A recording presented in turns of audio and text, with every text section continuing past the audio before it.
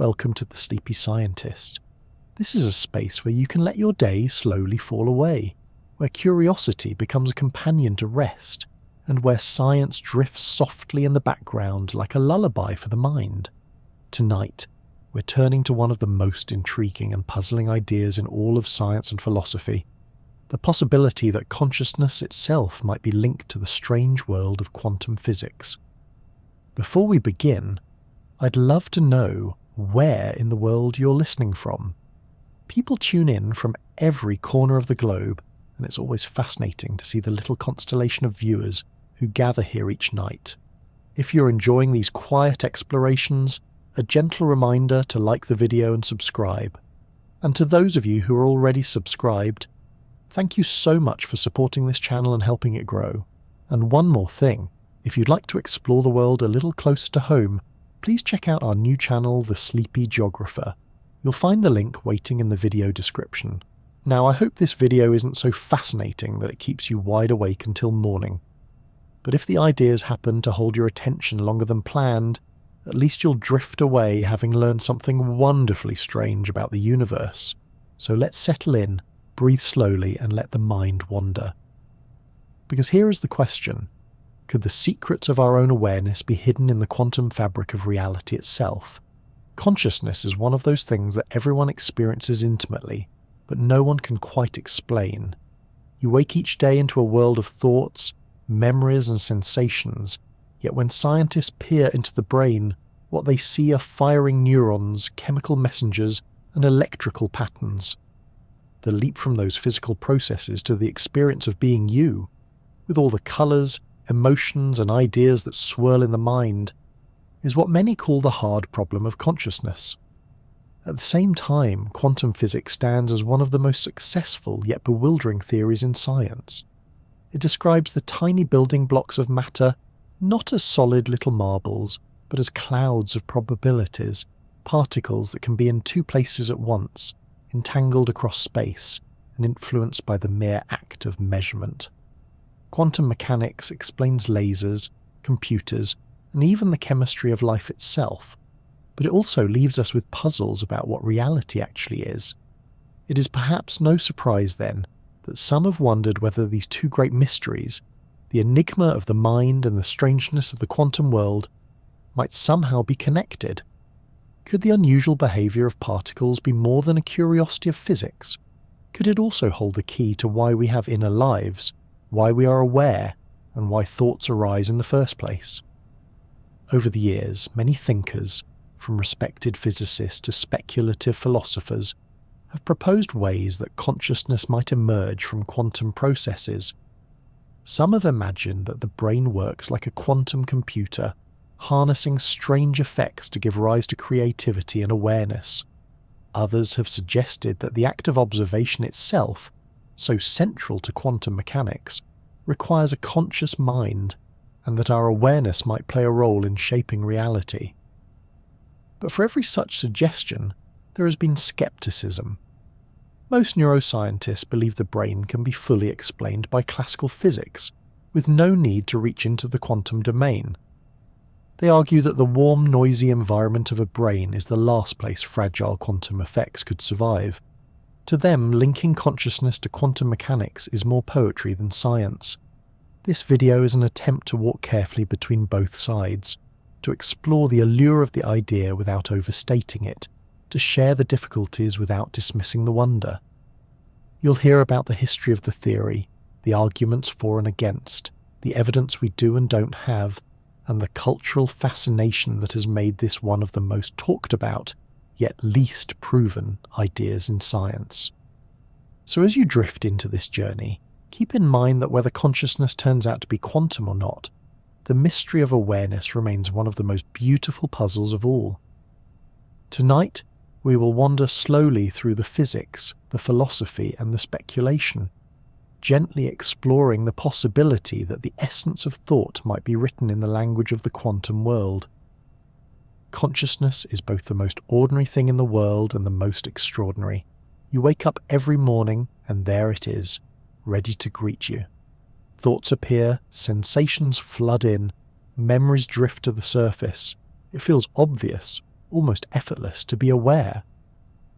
And yet, when scientists try to explain what awareness actually is, they quickly find themselves staring into one of the deepest puzzles in all of science.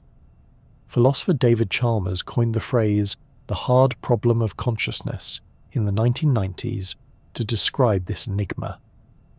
The easy problems, as he put it, involve figuring out how the brain processes information, how neurons fire, how we react to stimuli, and how behavior arises.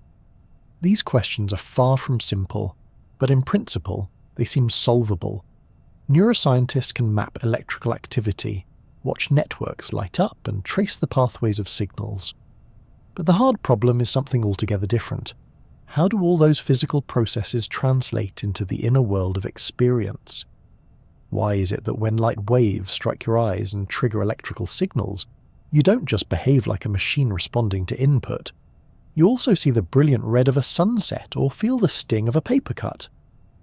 This distinction is at the heart of the puzzle. On one hand, the brain is a physical organ. It is made of neurons which communicate with each other using electrical impulses and chemical messengers called neurotransmitters. We can record these signals, model them, and even predict how a person might move or react. But on the other hand, there is the subjective side, the taste of your favourite food, the feeling of warmth on your skin, the way a song can make you nostalgic. That inner first-person perspective is what philosophers call qualia, the raw building blocks of experience. And here's where the mystery sharpens. If you were to open a brain and examine it with the most advanced tools imaginable, you would find neurons and molecules, but you would not see the colour blue, or the sound of laughter, or the ache of longing. These things exist in the realm of subjective experience, not in the wiring diagram of the nervous system. In other words, brain activity can be measured, but the lived feeling of being conscious remains invisible to anyone but you.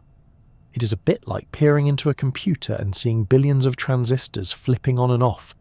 You can analyse the circuitry, measure the voltages, and trace the flow of information, but that doesn't tell you what it is like to play a video game, to feel suspense in a story, or to be moved by a piece of music.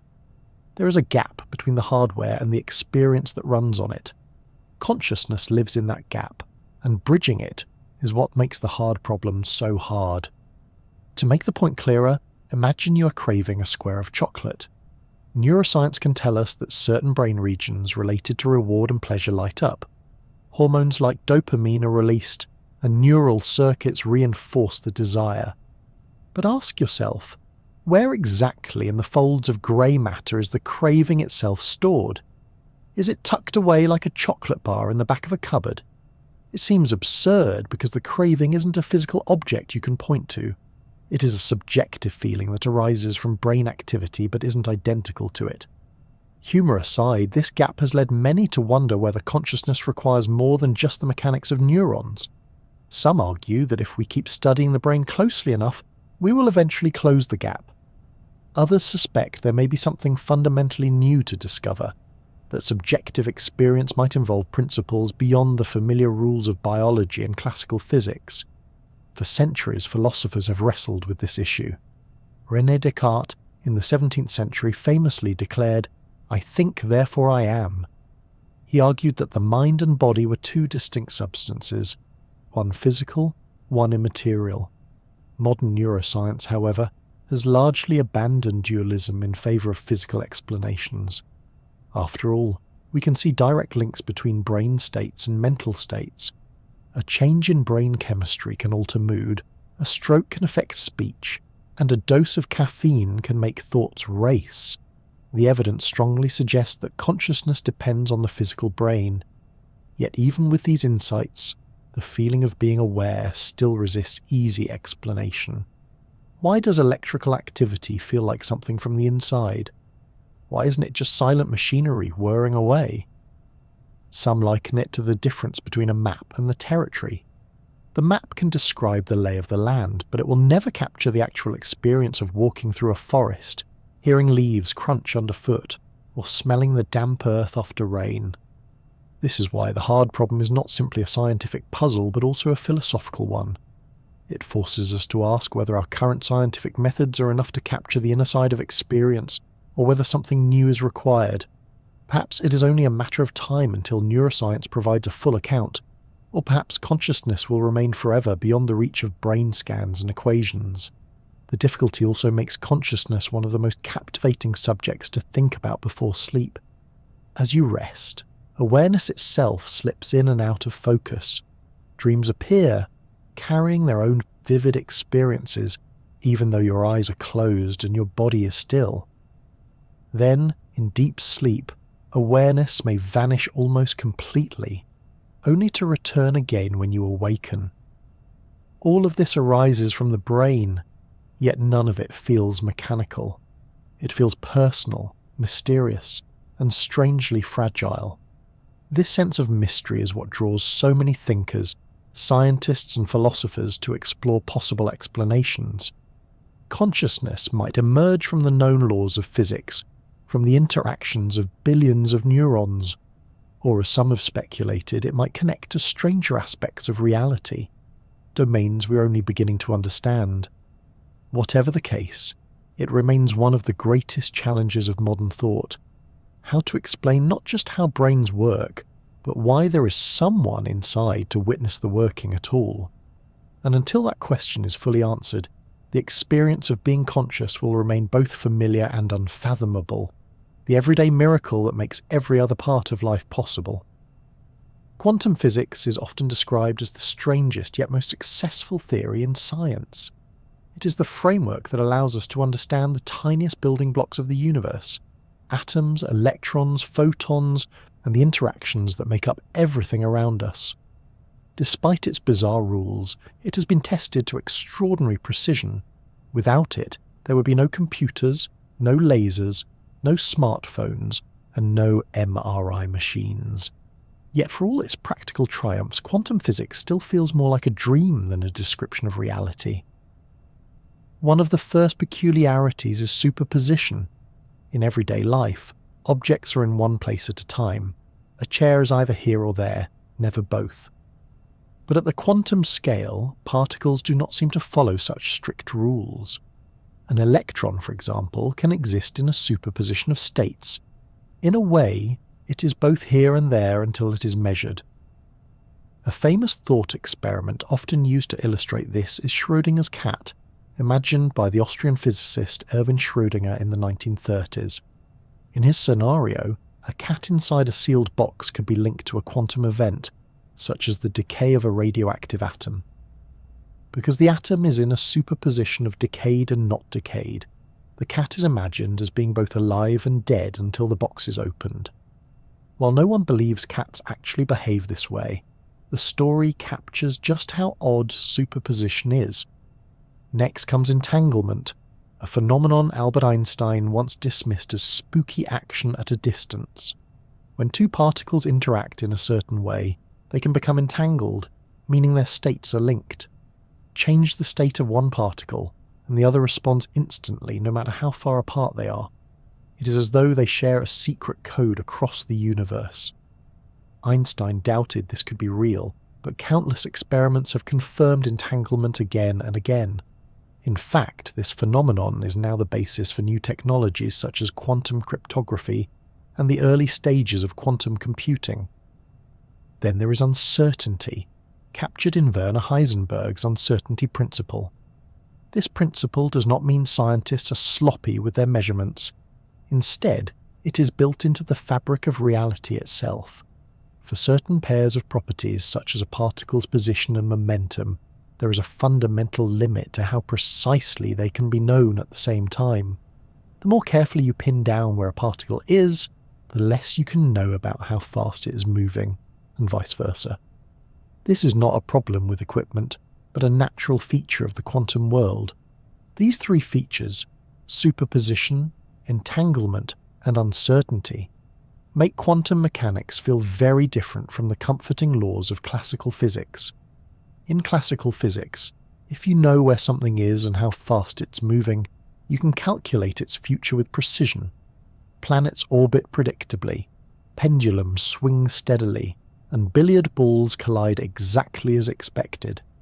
In quantum mechanics, certainty is replaced with probability. Instead of exact predictions, you get likelihoods and wave functions. Nature at its most fundamental level appears to shimmer with possibilities until a measurement is made. It is this shimmering quality that tempts people to link quantum physics with consciousness. After all, the mind itself feels elusive. Thoughts seem to appear and vanish.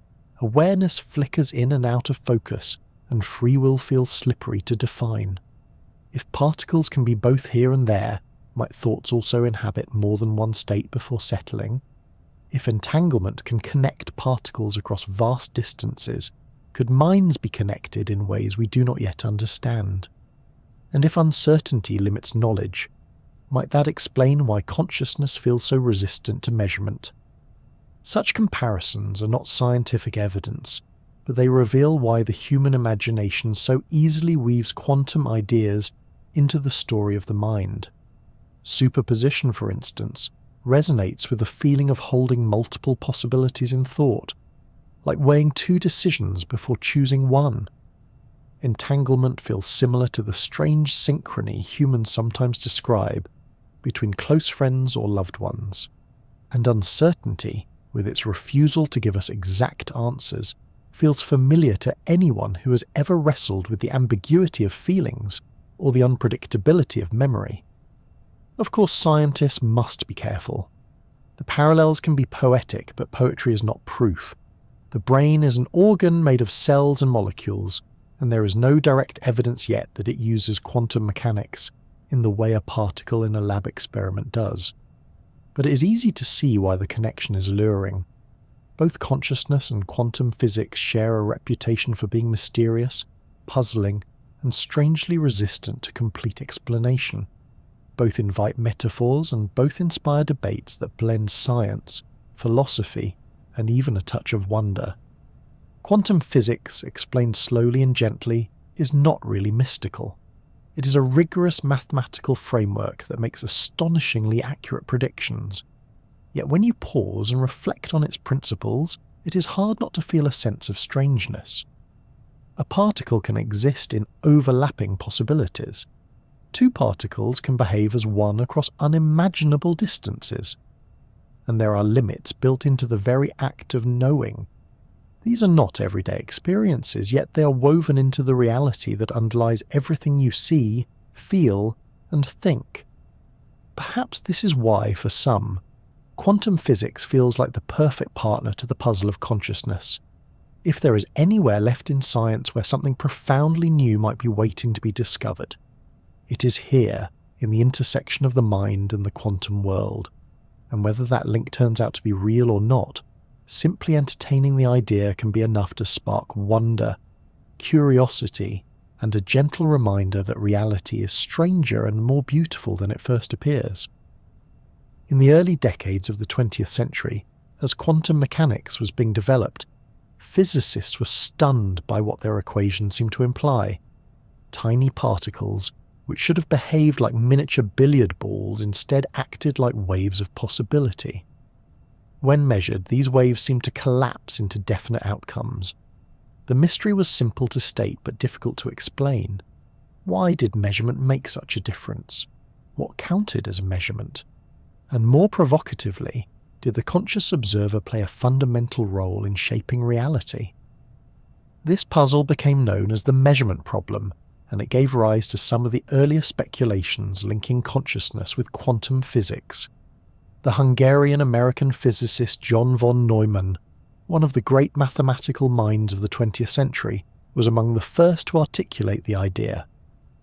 In his 1932 book Mathematical Foundations of Quantum Mechanics, von Neumann carefully worked through the logic of quantum theory. He pointed out that, according to the equations, the collapse of the wave function, that moment when a fuzzy cloud of probabilities becomes a single concrete outcome, was not accounted for by the mathematics itself. Instead, it had to be assumed as a separate step. Von Neumann argued that any physical measuring device is itself made of atoms, and therefore also follows the laws of quantum mechanics. If you try to describe the act of measurement by including the measuring device in your equations, you end up pushing the problem one step further back. What then causes the collapse? His solution was bold. He suggested that the chain of measurement continues until it reaches something outside of physics, namely consciousness. In this view, the observer's mind plays a unique role in bringing about definite outcomes. Not long after, the physicist and mathematician Eugene Wigner carried this idea further. Wigner, who made key contributions to the understanding of symmetries in quantum physics, became a vocal proponent of the link between consciousness and wave-function collapse. He proposed a thought experiment sometimes called Wigner's friend. In this scenario, Wigner imagines that his friend performs a quantum measurement inside a closed laboratory, while Wigner himself waits outside. From the friend's perspective, the measurement yields a definite result. But from Wigner's perspective, before he looks inside, the entire laboratory, including his friend, should be described as a superposition of possibilities. Only when Wigner opens the door and becomes aware of the outcome does the superposition collapse into a single reality. The implication was unsettling. If this reasoning were taken seriously, consciousness itself seemed to play a central role in determining reality. Until someone became aware of an outcome, the universe might remain suspended in a haze of possibilities. This was a dramatic departure from classical physics, where the world was assumed to exist in a definite state, whether or not anyone was looking. For many, this was less a scientific conclusion and more a philosophical temptation. It echoed ancient ideas about the mind-shaping reality, dressed in the new clothing of quantum mechanics. Wigner himself later stepped back from the stronger claims, admitting that his ideas about consciousness were speculative and perhaps more philosophy than physics. But by then the seed had been planted. The notion that the mind might be woven into the fabric of quantum reality captured imaginations far beyond the physics community. It is important to pause here and note that most working physicists did not embrace this interpretation. The Copenhagen interpretation, associated with Niels Bohr and Werner Heisenberg, was far more modest. It treated the wave function as a tool for calculating probabilities rather than a literal description of reality. In this view, measurement causes collapse, but no special role for consciousness is required. The observer is simply part of the experimental setup, not a mystical participant in the creation of the universe. Nevertheless, the allure of von Neumann and Wigner's ideas lingered. They seemed to offer a scientific foothold for one of the deepest questions of existence: why there is a conscious mind at all. If physics required consciousness to make sense, then perhaps the two mysteries were intertwined. It was an idea that resonated not only with physicists but also with philosophers, mystics, and later popular writers who saw in it a bridge between science and spirituality. Yet blending physics and philosophy is a tricky business. Equations are precise while words can be slippery. When Wigner spoke of consciousness collapsing the wave function, was he making a testable claim, or was he using consciousness as a placeholder for something still poorly understood? Critics warned that treating the mind as a kind of magic wand that resolves quantum puzzles risked abandoning the rigor of science. If every unsolved question was answered with "consciousness did it," the field would quickly lose its explanatory power. Despite these criticisms, the speculation endured because it touched on something profound. Quantum mechanics had already dismantled our comfortable picture of a predictable, clockwork universe. If particles could exist in superpositions and influence each other across vast distances, then why not entertain the possibility that the mind, too, was part of this strange story? At the very least, the discussions of von Neumann and Wigner opened a philosophical door. Consciousness was no longer something easily dismissed as separate from physics. Even today, Wigner's friend remains a thought-provoking puzzle. Variations of the scenario continue to be debated in modern research, particularly in experiments that test the foundations of quantum mechanics. Although most physicists interpret the situation without invoking consciousness, the thought experiment underscores just how slippery the boundary between observer and system can be in the quantum world. Looking back, these early speculations remind us that the history of science is not always a straight march toward clarity. It is filled with detours, bold guesses, and ideas that hover between insight and imagination. Von Neumann and Wigner may not have solved the measurement problem, but they crystallized a question that still haunts physics. What does it really mean to observe the world? And perhaps just as important, who or what is the true observer? Whether one views their ideas as profound insights or philosophical overreach, they played a crucial role in shaping the conversation. They kept alive the possibility that consciousness might be more than a passive witness to the universe, that it could, in some mysterious way, be an active participant. And even if the physics community largely set aside these speculations, the cultural and intellectual fascination with them has never quite faded. In the late 20th century, the idea of linking consciousness to quantum mechanics found new champions in an unlikely pair: a world-renowned mathematical physicist and a practicing anesthesiologist. Roger Penrose and Stuart Hameroff came from very different backgrounds, yet together they developed one of the most elaborate and controversial theories of quantum consciousness: orchestrated objective reduction, often shortened to Orch-OR. Roger Penrose was already a legend in mathematical physics. He made groundbreaking contributions to general relativity, black holes, and the geometry of space and time. His work with Stephen Hawking helped show that singularities, points of infinite density, were not just mathematical curiosities but real features of the universe. Penrose was known for his fearless willingness to tackle deep, foundational questions. For him, consciousness was one of the greatest mysteries of all, and he doubted that conventional neuroscience could ever fully explain it. Stuart Hameroff, on the other hand, approached the problem from the world of medicine. As an anesthesiologist, he had spent his career studying how chemicals could turn consciousness off and on, sometimes in a matter of seconds. He became fascinated with the fine structures inside neurons called microtubules. These tiny cylindrical scaffolds help maintain the shape of cells and play important roles in cell division and transport. Hameroff wondered whether they might also be doing something far more exotic inside the neurons of the brain. When Penrose and Hameroff connected in the early 1990s, their ideas fused into the Orch-OR model. The basic claim of the theory is that microtubules inside brain cells are capable of supporting delicate quantum processes, and that these processes give rise to conscious experience. Penrose brought the physics, proposing a new kind of quantum collapse he called objective reduction.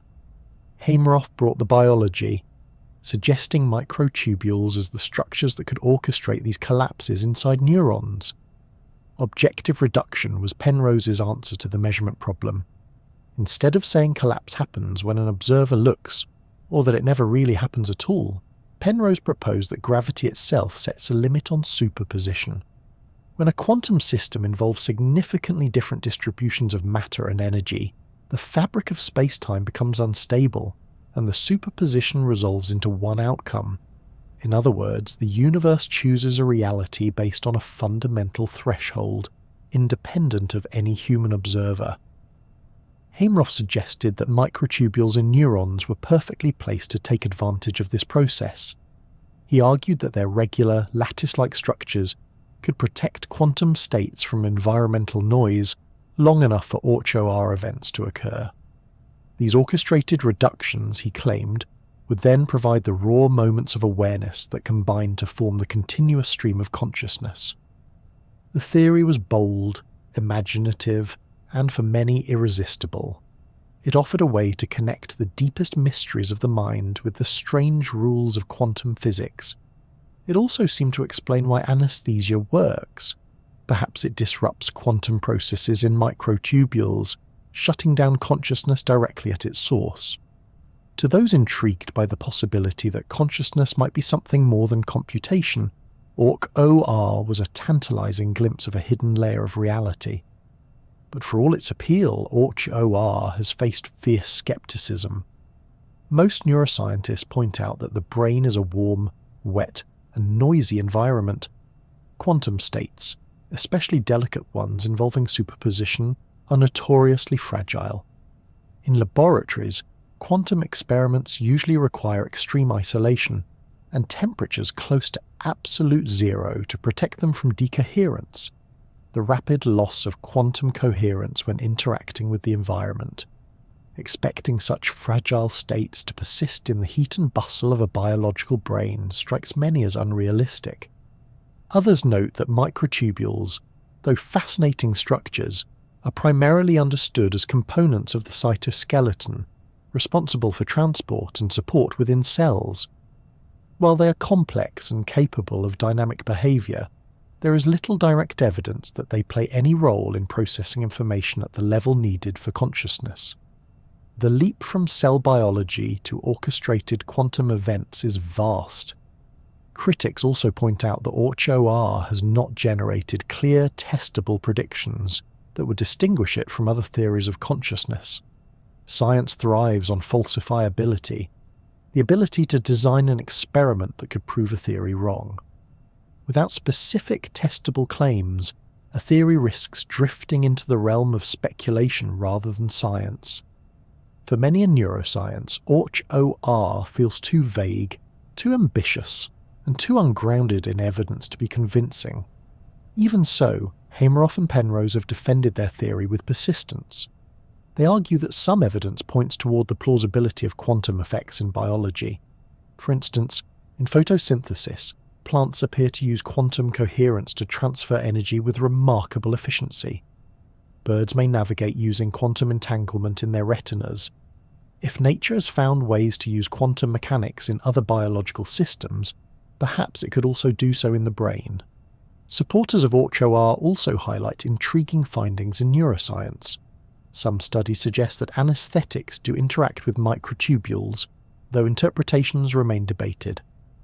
Penrose and Hameroff have also proposed ways that quantum vibrations in microtubules could be detected experimentally, although results so far remain inconclusive. What makes Orch-OR so captivating is not just the specifics of the model, but the way it bridges disciplines. It brings together physics, biology, philosophy, and even questions about the very nature of reality. It dares to suggest that consciousness is not just a byproduct of neural computation, but is tied to the fundamental structure of the universe. To those who find reductionist explanations of the brain unsatisfying, this theory provides a refreshing alternative, even if it may be more aspiration than demonstration. The skepticism, though, remains healthy. It is a reminder that while bold ideas can be inspiring, science requires more than inspiration. Theories must withstand scrutiny, produce evidence, and survive the harsh light of experimental testing. Many neuroscientists continue to believe that the brain's complexity, rather than exotic quantum effects, is enough to explain consciousness. In their view, Orch-OR is a captivating story but not yet a scientific breakthrough. Still, one cannot deny the imaginative power of the idea. The image of quantum processes flickering inside microscopic scaffolds in your brain has a certain beauty. Whether or not it turns out to be true, it speaks to a deep human desire, the wish for our minds to be connected to the deepest fabric of the cosmos. It reminds us that science is not only about answers, but also about the courage to ask questions that lie at the very edge of what we know. And in that spirit, Orch-OR continues to spark curiosity and debate. It may never be proven, or it may one day find surprising support. For now, it stands as one of the most daring attempts to weave the mysteries of the quantum world with the mystery of being conscious, a theory perched delicately between science and philosophy, just as fragile, perhaps, as the quantum states it imagines. There is a reason why the idea of a quantum brain refuses to fade away, despite skepticism. On the surface it may seem far-fetched, but when people look closely at how unusual the mind is compared to other natural phenomena, the possibility starts to feel less like fantasy and more like a door worth leaving ajar. To many, consciousness seems too rich, too unpredictable, and too creative to be the result of purely classical mechanics. Quantum mechanics, with its shimmering probabilities and leaps beyond determinism, has a kind of resonance with the way our inner lives actually feel. One of the main arguments in favour of a quantum brain is coherence. In quantum physics, coherence refers to the ability of a system to maintain a superposition of states without collapsing into one outcome. In most environments, coherence is fleeting. A particle exposed to heat, vibration, or random interactions with its surroundings loses its quantum character almost instantly. But nature has surprised us. In recent decades, researchers have discovered that certain biological systems can preserve coherence far longer than expected. Photosynthesis is a striking example. When light strikes the pigments inside plant cells, the energy must travel efficiently to reaction centers, where it can be converted into chemical fuel. Experiments suggest that this transfer does not occur in a simple step-by-step fashion. Instead, the energy appears to explore multiple paths simultaneously through quantum coherence, finding the most efficient route. The fact that plants, quietly performing their daily work under the sun, might be using quantum tricks has convinced some scientists to look more seriously at other parts of biology. If leaves can do it, why not neurons? Microtubules and other complex structures in the brain could, in theory, shelter quantum processes. While no one has shown definitively that this happens, the discovery of quantum effects in unexpected places has softened the old certainty that brains were too warm and noisy to allow such phenomena. The brain, after all, is an extraordinarily complex organ, consuming vast amounts of energy and coordinating trillions of connections. It is at least plausible that it has found ways to harness subtle effects we do not yet fully understand. Another reason quantum ideas appeal in the study of the brain is complexity itself. Classical physics is built on predictability. If you know the position and momentum of a ball, you can calculate where it will land. But minds do not behave like billiard balls. Human thought is messy, non-linear, and full of leaps that defy simple prediction. You may start thinking about dinner, get reminded of a childhood memory, and then suddenly find yourself wondering about the meaning of life, all in the space of a few seconds. The path is not linear, and the outcomes are difficult to anticipate. This unpredictability, some argue, feels more at home in a quantum framework than in a classical one. Quantum mechanics is built around probabilities, not certainties. A particle's path is not determined until it is measured, and even then outcomes are inherently uncertain. That same quality of indeterminacy resonates with the feeling of free will. If our brains were nothing but classical machines, chugging along according to predetermined laws, then perhaps every choice we make would already be set in stone by the initial conditions of the universe. But if quantum processes play a role, then there is room for genuine novelty, for decisions that are not strictly determined but influenced by probabilities. This connection to free will is deeply attractive. People often resist the idea that consciousness is just an elaborate illusion generated by deterministic neurons. To imagine that each thought, each act of creativity, or each spark of inspiration might involve a dance of quantum possibilities adds a layer of wonder. It makes creativity feel not just like clever computation, but like something rooted in the fundamental uncertainty of the universe itself. The idea that when you write a poem, paint a picture, or have a sudden insight, you are riding the probabilities of quantum states. Well, that has a poetic ring to it, and it is easy to see why it captures imaginations. Supporters of the quantum brain hypothesis also point to the sheer scale of information processing in the human mind. A typical brain contains around 86 billion neurons, each connecting to thousands of others. The number of possible connections is staggeringly large, rivaling the number of stars in the galaxy. With so much complexity, it is tempting to think that ordinary physics might not be enough to capture the full picture. Quantum mechanics, with its ability to handle superpositions of possibilities, might be the only framework capable of explaining the richness of thought. There is also the matter of creativity and insight, which often arrive in ways that feel less than mechanical. Many people describe moments of inspiration as sudden, almost magical, as though ideas leap from nowhere. Quantum processes, with their ability to sample multiple possibilities simultaneously, seem like an appealing metaphor for this. Instead of plodding through ideas one at a time, perhaps the brain, at some hidden level, explores many possibilities at once, collapsing into a fresh insight when conditions are right. Of course, none of these arguments amount to proof. They are suggestive parallels, more philosophical than empirical. But they highlight why the idea continues to surface in serious discussions, despite the lack of direct evidence. Quantum mechanics provides a language that matches the strangeness of consciousness, a language where unpredictability and possibility are not flaws but fundamental features. And perhaps there is a deeper reason why people are drawn to the thought of a quantum brain. It makes our inner lives feel directly connected to the fabric of reality.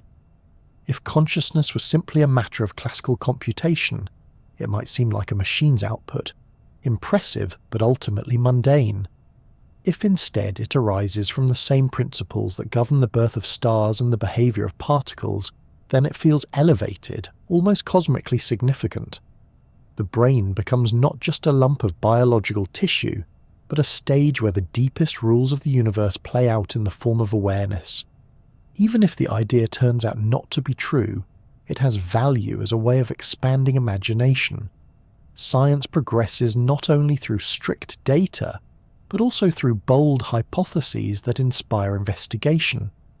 The belief that the brain might use quantum tricks encourages researchers to look more closely at biology, to search for hidden processes, and to test the boundaries of what we think is possible. And even if the experiments never confirm it, the act of asking the question enriches our understanding of both physics and the mind. In the end, the arguments for a quantum brain rest on coherence, complexity, unpredictability, and the irresistible pull of free will and creativity. They may not prove the case, but they make it clear why the idea has such enduring charm. It suggests that within the quiet folds of the brain, the same strangeness that governs the cosmos might also flicker, that each thought is not only a product of biology, but perhaps a whisper of quantum possibility. For all the intrigue that comes with linking consciousness to quantum mechanics, there is an equally strong case against it. Many neuroscientists and physicists argue that the brain, remarkable as it is, does not need any quantum trickery to explain its workings. They suggest that the mystery of consciousness, while deep, can eventually be solved within the framework of classical biology and physics. And when one looks closely at the conditions required for quantum phenomena to thrive, the brain seems like one of the least likely places for them to occur. The first obstacle is decoherence. In physics, decoherence describes the process by which quantum states lose their fragile superpositions when they interact with the environment. To maintain quantum coherence, particles usually need to be isolated from outside disturbances, kept shielded from vibrations, noise, and especially heat. In laboratories, researchers often cool quantum systems down to near absolute zero in order to study them. Even then, coherence is difficult to preserve for more than a fraction of a second. Brains, by contrast, are anything but isolated. They are warm, wet, and noisy. Neurons fire continuously, ions flow across membranes, and chemical messengers drift through a soup of activity. Temperatures hover around body heat, fluids circulate, and the entire system pulses with energy and motion. To put it bluntly, the brain is the opposite of the quiet, controlled laboratory conditions needed for delicate quantum states. Expecting coherence to survive in this environment, some argue, is like expecting a soap bubble to remain intact in a thunderstorm. Another important point is scale.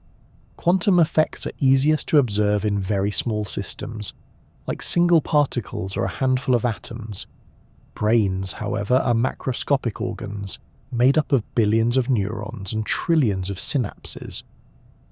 While individual molecules inside neurons might display quantum behavior, scaling that up to account for the full richness of consciousness is a leap of many orders of magnitude. Critics argue that whatever quantum effects occur at the microscopic level are likely drowned out by the overwhelming complexity and noise of the system as a whole. Neuroscience also provides strong reasons to think that the brain functions perfectly well without any need for quantum mechanics. Decades of research have shown clear links between patterns of neural activity and mental states. For example, specific brain regions are associated with vision, language, memory, and emotion. Injuries or strokes in those regions reliably disrupt those abilities. Drugs and chemicals alter mood and perception in predictable ways by changing neurotransmitter activity. Electroencephalograms can record brainwaves that correlate with sleep, wakefulness, and attention. In all these cases, the brain's functions are explained by networks of neurons and the exchange of electrical and chemical signals. None of this requires invoking quantum processes. From this perspective, consciousness may be emergent rather than exotic. Emergence refers to the way complex systems can produce new properties that are not obvious from the individual parts. For example, a single water molecule is not wet, but a large collection of them produces the property of wetness. Similarly, individual neurons are not conscious, but their collective interactions give rise to awareness. In this view, the mystery of consciousness lies not in hidden quantum physics, but in the staggering complexity of neural networks. The challenge is to understand how the firing patterns of billions of neurons together create the unified experience of a mind. Critics of the quantum brain hypothesis also note that it risks being unfalsifiable. A good scientific theory should make predictions that can be tested. If the predictions fail, the theory should be abandoned or revised. With the quantum brain idea, however, predictions are often vague or difficult to test experimentally. Without clear evidence, the theory risks drifting into speculation. Neuroscientists emphasize that, while it's important to remain open to new ideas, one must also demand rigorous evidence before rewriting the foundations of biology. Another concern is that quantum explanations sometimes serve as placeholders for ignorance. The mind is undeniably mysterious, and it is tempting to reach for exotic physics to fill the gap. But history shows that mysteries often yield to more ordinary explanations as knowledge advances. Lightning was once thought to be divine anger, but it turned out to be electricity. Disease was attributed to curses until germs were discovered. The risk with quantum consciousness is that it becomes a kind of scientific mirage, impressive from a distance, but evaporating under closer inspection. Some neuroscientists also worry that the allure of quantum consciousness can distract from more promising avenues of research. Brain imaging technologies, computational models, and advances in neurobiology are steadily revealing how cognition and awareness arise from physical processes. These fields offer concrete progress, grounded in observable evidence. Diverting too much attention towards speculative quantum models, they argue, could slow down the practical work of understanding and treating the brain. There is also a philosophical caution here. Linking consciousness to quantum mechanics might be seen as shifting the mystery from one domain to another without really solving it. Quantum physics itself is puzzling and incomplete, so saying that consciousness comes from quantum effects may simply be exchanging one enigma for another. Instead of explaining why subjective experience exists, the claim risks restating the question in more exotic terms. Still, it is important to note that skeptics are not dismissing the wonder of consciousness. They simply believe that the existing tools of neuroscience, combined with classical physics, will eventually be enough. The fact that brain states correlate so tightly with mental states, that brain injuries so clearly affect consciousness, and that brain stimulation can reliably alter perception, suggests that the key lies in the physical structure and activity of the brain itself. And there is something elegant about this view. It suggests that consciousness is not a magical anomaly requiring new physics, but a natural product of evolution and biology. Just as the heart pumps blood and the lungs exchange oxygen, the brain generates awareness. The mystery lies in the details of how it does so, not in whether it needs special rules of reality to make it happen.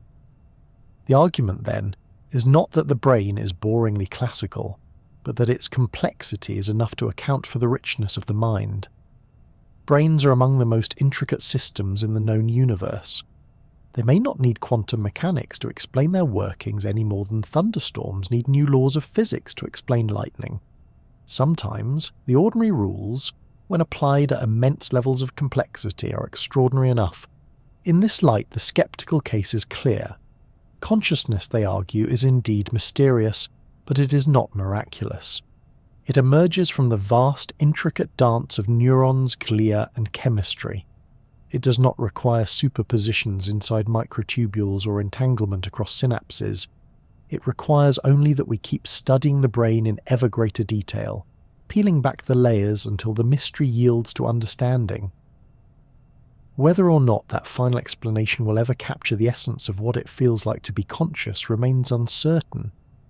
But for many neuroscientists, the answer lies not in quantum physics, but in the extraordinary possibilities of biology itself. Quantum physics might sound like something reserved for physicists hunched over chalkboards or engineers tinkering with lasers, but in recent years scientists have uncovered evidence that nature itself may have been using quantum tricks long before humans ever discovered them.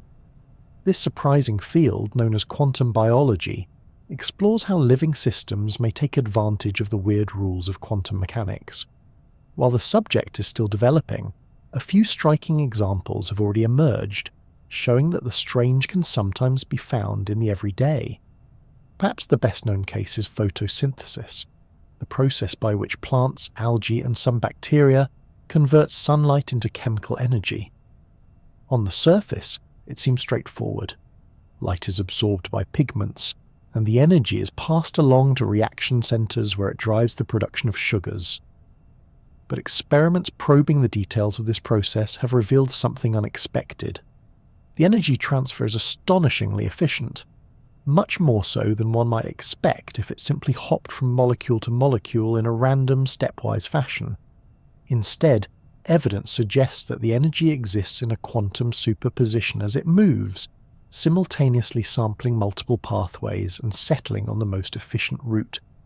In laboratory experiments with ultra-fast lasers, researchers have observed patterns of quantum coherence in light harvesting complexes, hinting that these biological systems maintain delicate quantum states at warm temperatures. In other words, when you look at a leaf catching sunlight, you might be witnessing quantum mechanics at work in a garden. The idea that nature discovered a way to exploit coherence billions of years before human physicists struggled to preserve it in their labs is both humbling and inspiring. Another intriguing example comes from the animal kingdom, specifically in the navigation of birds. Many species migrate across vast distances with uncanny precision, often travelling thousands of kilometres without getting lost. One theory proposes that some birds use the Earth's magnetic field as a kind of invisible map. But how do they sense something so subtle? A leading hypothesis is that they rely on quantum entanglement inside proteins called cryptochromes, located in their eyes. According to this idea, when light hits the cryptochrome molecules, it excites pairs of electrons into entangled states. The orientation of these states is influenced by Earth's magnetic field, altering chemical reactions in a way the bird can detect. This effectively allows the bird to see magnetic fields superimposed over its vision, like a hidden compass. While research is ongoing, behavioral experiments support the idea that disrupting entanglement could interfere with a bird's ability to navigate.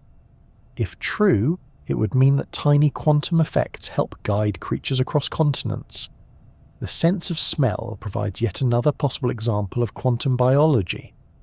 The traditional explanation for olfaction is that odorant molecules fit into receptors in the nose like keys in locks, triggering signals to the brain. While this explains much, it leaves certain puzzles unsolved. For instance, some molecules with nearly identical shapes smell very different, while others with different shapes smell strikingly similar. An alternative theory suggests that smell may involve not just shape, but also quantum vibrations. In this model, odorant molecules vibrate at specific frequencies. When bound to receptors, these vibrations may allow electrons to tunnel across a gap, a distinctly quantum process. This tunneling could be what triggers the neural signal, providing a mechanism that explains the quirks of smell more neatly than the shape-only model. While this theory is debated, it highlights how even the act of sniffing a flower might involve phenomena that reach into the quantum world. These examples do not mean that biology is generally quantum in the way some enthusiasts imagine. The conditions that allow coherence or entanglement to persist in living systems are rare and specialized. Photosynthesis, for instance, may use specific molecular structures designed by evolution to shield quantum states just long enough to be useful. Birds may rely on highly specialized proteins fine-tuned for navigation. Smell, if the quantum theory holds true, would be another case of evolution seizing upon subtle physics for a practical purpose. What these cases do show is that quantum mechanics is not confined to laboratories and particle accelerators. Life has always been an opportunistic experimenter, taking advantage of whatever laws the universe provides. If quantum rules can improve efficiency or provide a new sense, evolution may find a way to exploit them. This realization has softened some of the earlier skepticism about the role of quantum physics in living systems. The discovery of coherence in photosynthesis, for instance, once seemed impossible in warm, wet environments, and yet plants appear to manage it daily. It is not hard to see why these findings encourage speculation about the brain. If quantum mechanics can play a role in processes as varied as harvesting light, sensing magnetism, and distinguishing smells, then perhaps it could also play a role in the rich and mysterious phenomenon of consciousness. The brain is, after all, an organ of staggering complexity, consuming large amounts of energy and coordinating signals with exquisite precision. If any biological system were to shelter quantum effects in a useful way, the brain seems like a natural candidate. Still, it is important to remain cautious. The confirmed cases of quantum biology involve processes on the level of molecules and proteins, where the timescales and conditions are carefully balanced. Extending this to something as large and noisy as the brain is a leap that requires evidence we do not yet have. Consciousness is not just a chemical reaction or a transfer of energy, but a whole orchestra of processes unfolding across billions of neurons. Whether quantum mechanics is playing a hidden instrument in the orchestra remains an open question. And yet, the discoveries in quantum biology invite us to keep the door open. They remind us that nature is cleverer than our assumptions, that the universe sometimes hides its most delicate rules inside the ordinary. A leaf in the sun, a bird on the wing, a fragrance drifting through the air. Each of these might be a quiet stage where quantum mechanics performs, unseen but essential. If such strangeness can appear in these places, then perhaps it's not so far-fetched to wonder if it also plays some part in the grander mystery of the mind. Whether or not consciousness turns out to be quantum, the exploration itself enriches our understanding of life. It shows that biology is not just chemistry scaled up, but a tapestry woven from the deepest threads of physics. And in that tapestry, there may still be patterns we have yet to see, waiting patiently in the quiet interplay between the living and the quantum world. At the very heart of quantum mechanics lies a question that has fascinated, baffled, and occasionally frustrated generations of scientists. What exactly causes a quantum system to collapse into a definite outcome? In the quantum world, particles exist as wave functions, mathematical descriptions of probabilities. An electron is not in one exact place, but spread out in a haze of possibilities. A photon is not in one path, but in a superposition of many. Yet whenever we measure these particles, the possibilities vanish and we see one outcome. This sudden shift is called wave function collapse, and it raises an unsettling puzzle. Why does measurement make the universe decide? One answer, proposed in the early days of quantum theory, was that consciousness itself might be the trigger. If the act of observing a system forces it into a definite state, then perhaps the conscious observer plays a direct role in shaping reality. This idea became known as the observer problem, and it remains one of the most tantalizing intersections of physics and philosophy. It is easy to see why the notion has such appeal. Imagine a particle existing in two possible places at once. If the universe must choose only when you look at it, then your awareness seems to have cosmic influence. It suggests that consciousness is not just a passive spectator, but an active participant in the unfolding of reality. In this picture, every act of perception is also an act of creation. That is a profoundly empowering thought, and it resonates strongly with mystical traditions that have long claimed the mind shapes the world. This interpretation has been a favourite among poets, spiritual thinkers, and even some physicists who are willing to speculate beyond strict evidence. It carries a certain poetry. Reality remains unformed until illuminated by awareness, like a stage waiting for the spotlight of consciousness. Some have taken it further, suggesting that the collective minds of all observers might weave together the fabric of the cosmos, collapsing wave functions into the shared world we inhabit. But as evocative as this sounds, most physicists are cautious, if not outright dismissive of this view. The problem is that the equations of quantum mechanics make no special mention of consciousness. They describe particles, probabilities, and interactions. The word observer in the original formulations was never meant to imply a human mind. In fact, almost anything that interacts with a quantum system can count as an observation. A photon hitting a detector, an atom bumping into another atom, even the surrounding environment, all of these interactions can force a system to lose its superposition and behave classically. This process is better understood today through the theory of decoherence. When a quantum system interacts with its environment, information about its state leaks out, effectively destroying the delicate superposition. What looks like collapse may simply be the unavoidable result of entanglement with the surroundings. In this view, wave functions don't need a conscious observer to collapse. They collapse whenever they interact with anything else. Your awareness, while important to you, is not required by the physics. Still, the role of the observer continues to haunt discussions of quantum theory. Part of the difficulty is that quantum mechanics does not fully explain why one outcome occurs rather than another. It gives probabilities, not certainties. The mathematics tells us that a particle has, for example, a 50% chance of being here and a 50% chance of being there, but it does not tell us why. In this specific instance, it appeared here. Some interpretations dodge the question entirely, treating the wave function as just a tool for prediction, not a literal object that needs to collapse. Others invent new layers of reality, like the many worlds interpretation, which suggests that all outcomes happen, each in its own branching universe. Because the physics leaves room for interpretation, consciousness has repeatedly been smuggled back into the story. After all, humans are the ones asking the questions, writing down the equations and interpreting the results. It is tempting to think our minds must be part of the machinery. When we stare into the quantum haze, perhaps it is our awareness that pulls the probabilities into a single reality. Mystical traditions love this line of thought, because it blurs the boundary between self and cosmos. If observing the world shapes it, then perhaps meditation, intention, or collective consciousness could influence reality at the deepest level. Books and popular science programs often run with this idea, sometimes far beyond what the actual physics supports. It makes for a compelling story. The universe is participatory, and you are one of its creators. The scientific community, however, is largely unconvinced.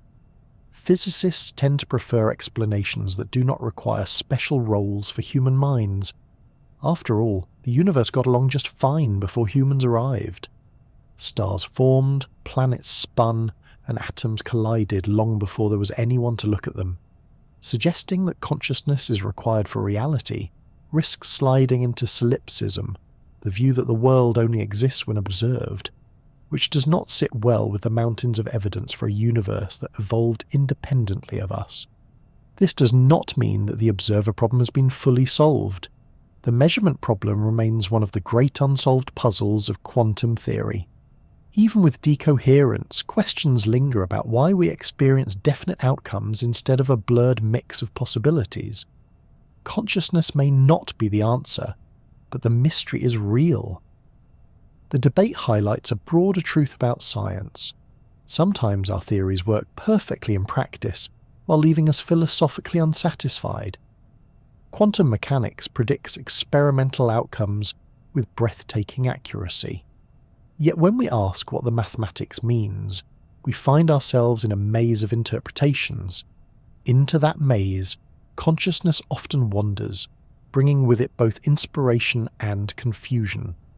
For now, the safest statement is that there is no evidence that human awareness collapses wave functions. Quantum systems behave as they do because of the mathematics and interactions with their environments, not because someone happens to be watching. But the persistence of the observer problem shows that people hunger for a deeper connection between mind and world, and quantum mechanics provides fertile ground for such imaginings. Whether or not consciousness has any role in collapse, the idea itself continues to inspire. It reminds us that science and philosophy often travel together, that equations can stir the same sense of wonder as poetry, and that mysteries at the edge of knowledge are places where curiosity thrives. Even if the observer is not the creator of reality, the act of observing, of asking questions, of seeking to understand, is one of the most profoundly human things we can do. The measurement problem is one of those puzzles that makes quantum mechanics feel less like a neat set of equations and more like an unfinished riddle.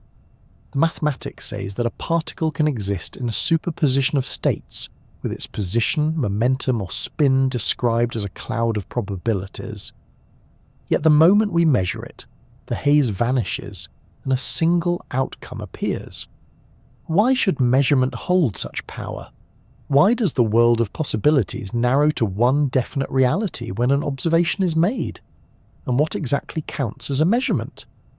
These questions are at the heart of the measurement problem, and they have inspired a host of interpretations, each trying to make sense of how the quantum world becomes the everyday one we experience.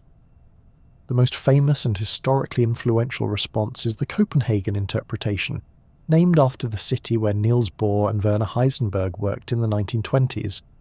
According to this view, the wave function is not a literal picture of reality, but a mathematical tool for predicting outcomes. The particle is not really in two places at once. Rather, the wave function encodes the probabilities of finding it here or there.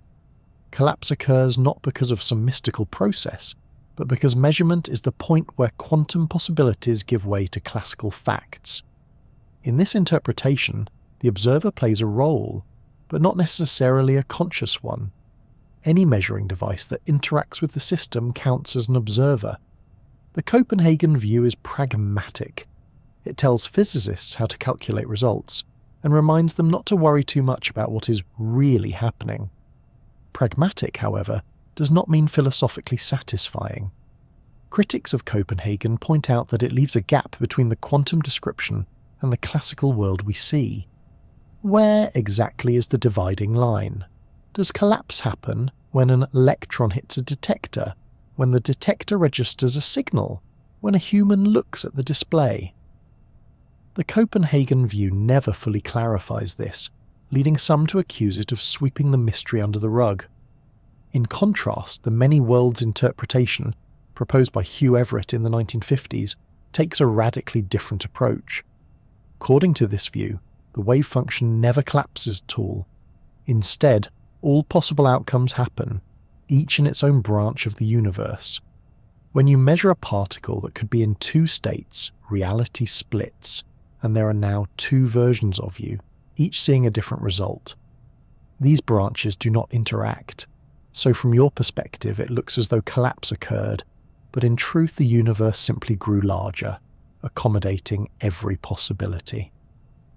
The appeal of many worlds is that it removes the special role of measurement. The wave function evolves smoothly, according to the equations of quantum mechanics, with no abrupt collapse. The downside is that it multiplies reality into an almost unimaginable number of universes, with new branches constantly being created. Some find this extravagant, while others argue it is simply the price of consistency. To its supporters, many worlds is elegant because it does not require any ad hoc rules. To its detractors, it feels like trading one mystery for another, expanding the cosmos into a sprawling multiverse to avoid a collapse no one fully understands. Another alternative is the pilot wave theory, also known as de Broglie-Bohm mechanics. In this interpretation, particles always have definite positions, guided by an invisible wave. The wave evolves according to the Schrödinger equation, while the particle rides along like a surfer on the sea. Measurement does not cause collapse because the particle was always in a specific place. The wave simply steered it there. This view restores determinism to quantum mechanics, giving particles definite properties at all times. Pilot wave theory has its own challenges. It requires a hidden layer of reality not directly observable, and it introduces non-local effects, meaning that changes in one place can instantly influence another. While the mathematics works, the theory has not gained as much acceptance as Copenhagen or many worlds, partly because it feels like adding extra machinery to a system that already functions.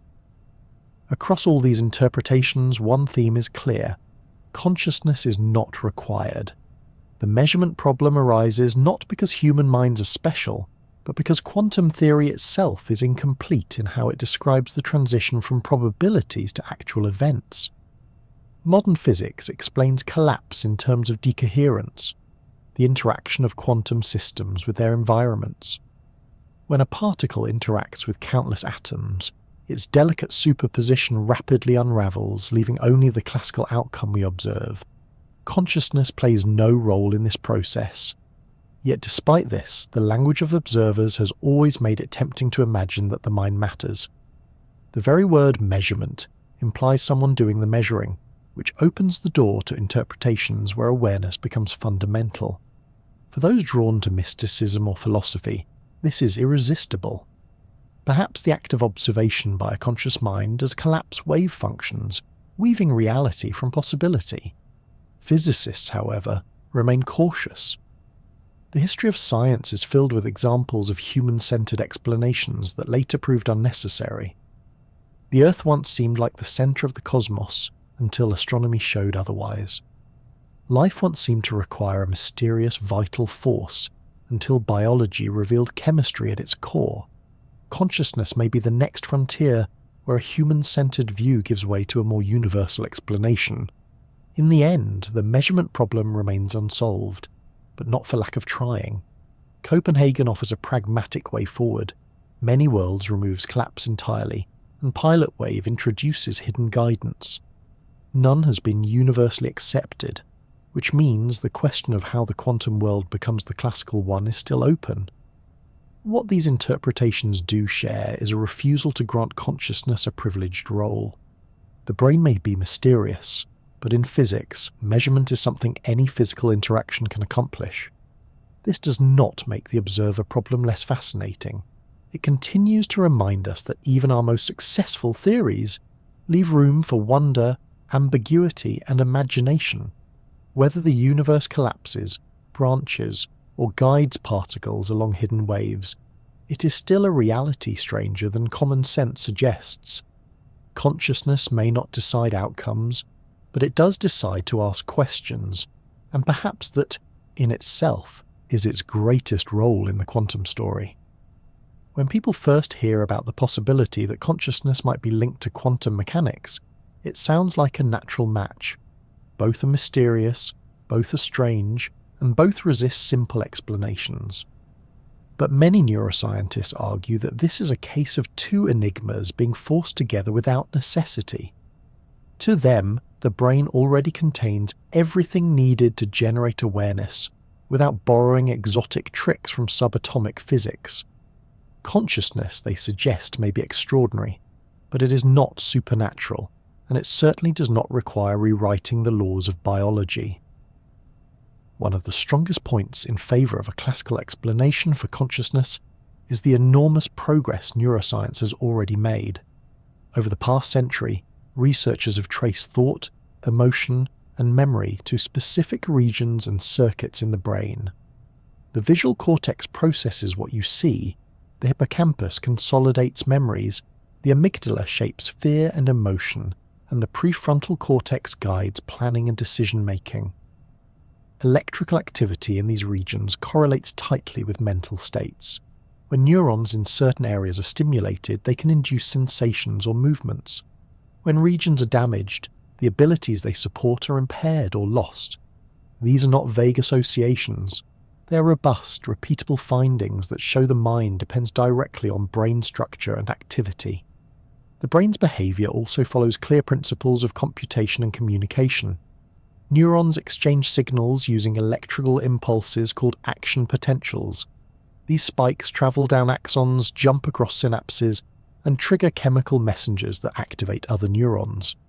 Networks of these connections form circuits that integrate information. At any given moment, billions of neurons are firing in intricate patterns, producing waves of activity that can be measured with electrodes or brain imaging techniques. Electroencephalograms, for example, reveal brain waves that change with sleep, wakefulness, and attention. Functional MRI scans show how regions light up during tasks like reading, remembering, or imagining. None of this requires invoking quantum physics. Another powerful concept is emergence. Emergent behavior occurs when complex systems display properties not obvious from their individual parts. Water molecules are not wet, but a collection of them creates the sensation of wetness. Ants are simple creatures, but their colonies display complex social organization. In the same way, consciousness may be an emergent property of networks of neurons. Individual neurons are not conscious, but their coordinated activity gives rise to awareness. This view does not diminish the mystery of consciousness. Instead, it places it within the framework of complexity science. The brain, with its 86 billion neurons and trillions of connections, is one of the most complex systems known to exist. If anything is capable of producing new properties through emergence, it is the brain. Skeptics of quantum consciousness also point out that determinism does not rob us of richness.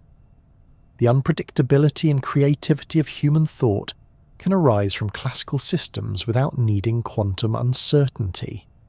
Chaotic dynamics in classical physics can create behavior that is effectively unpredictable, even if it follows strict rules. The weather, for example, is governed by classical equations, yet its complexity makes it notoriously difficult to forecast beyond a few days. Similarly, the brain may follow deterministic processes at the level of neurons, while still producing thought patterns that feel free, creative, and novel. Complexity itself is enough to generate surprise. Another reason neuroscientists remain confident in classical explanations is the ability to manipulate consciousness directly.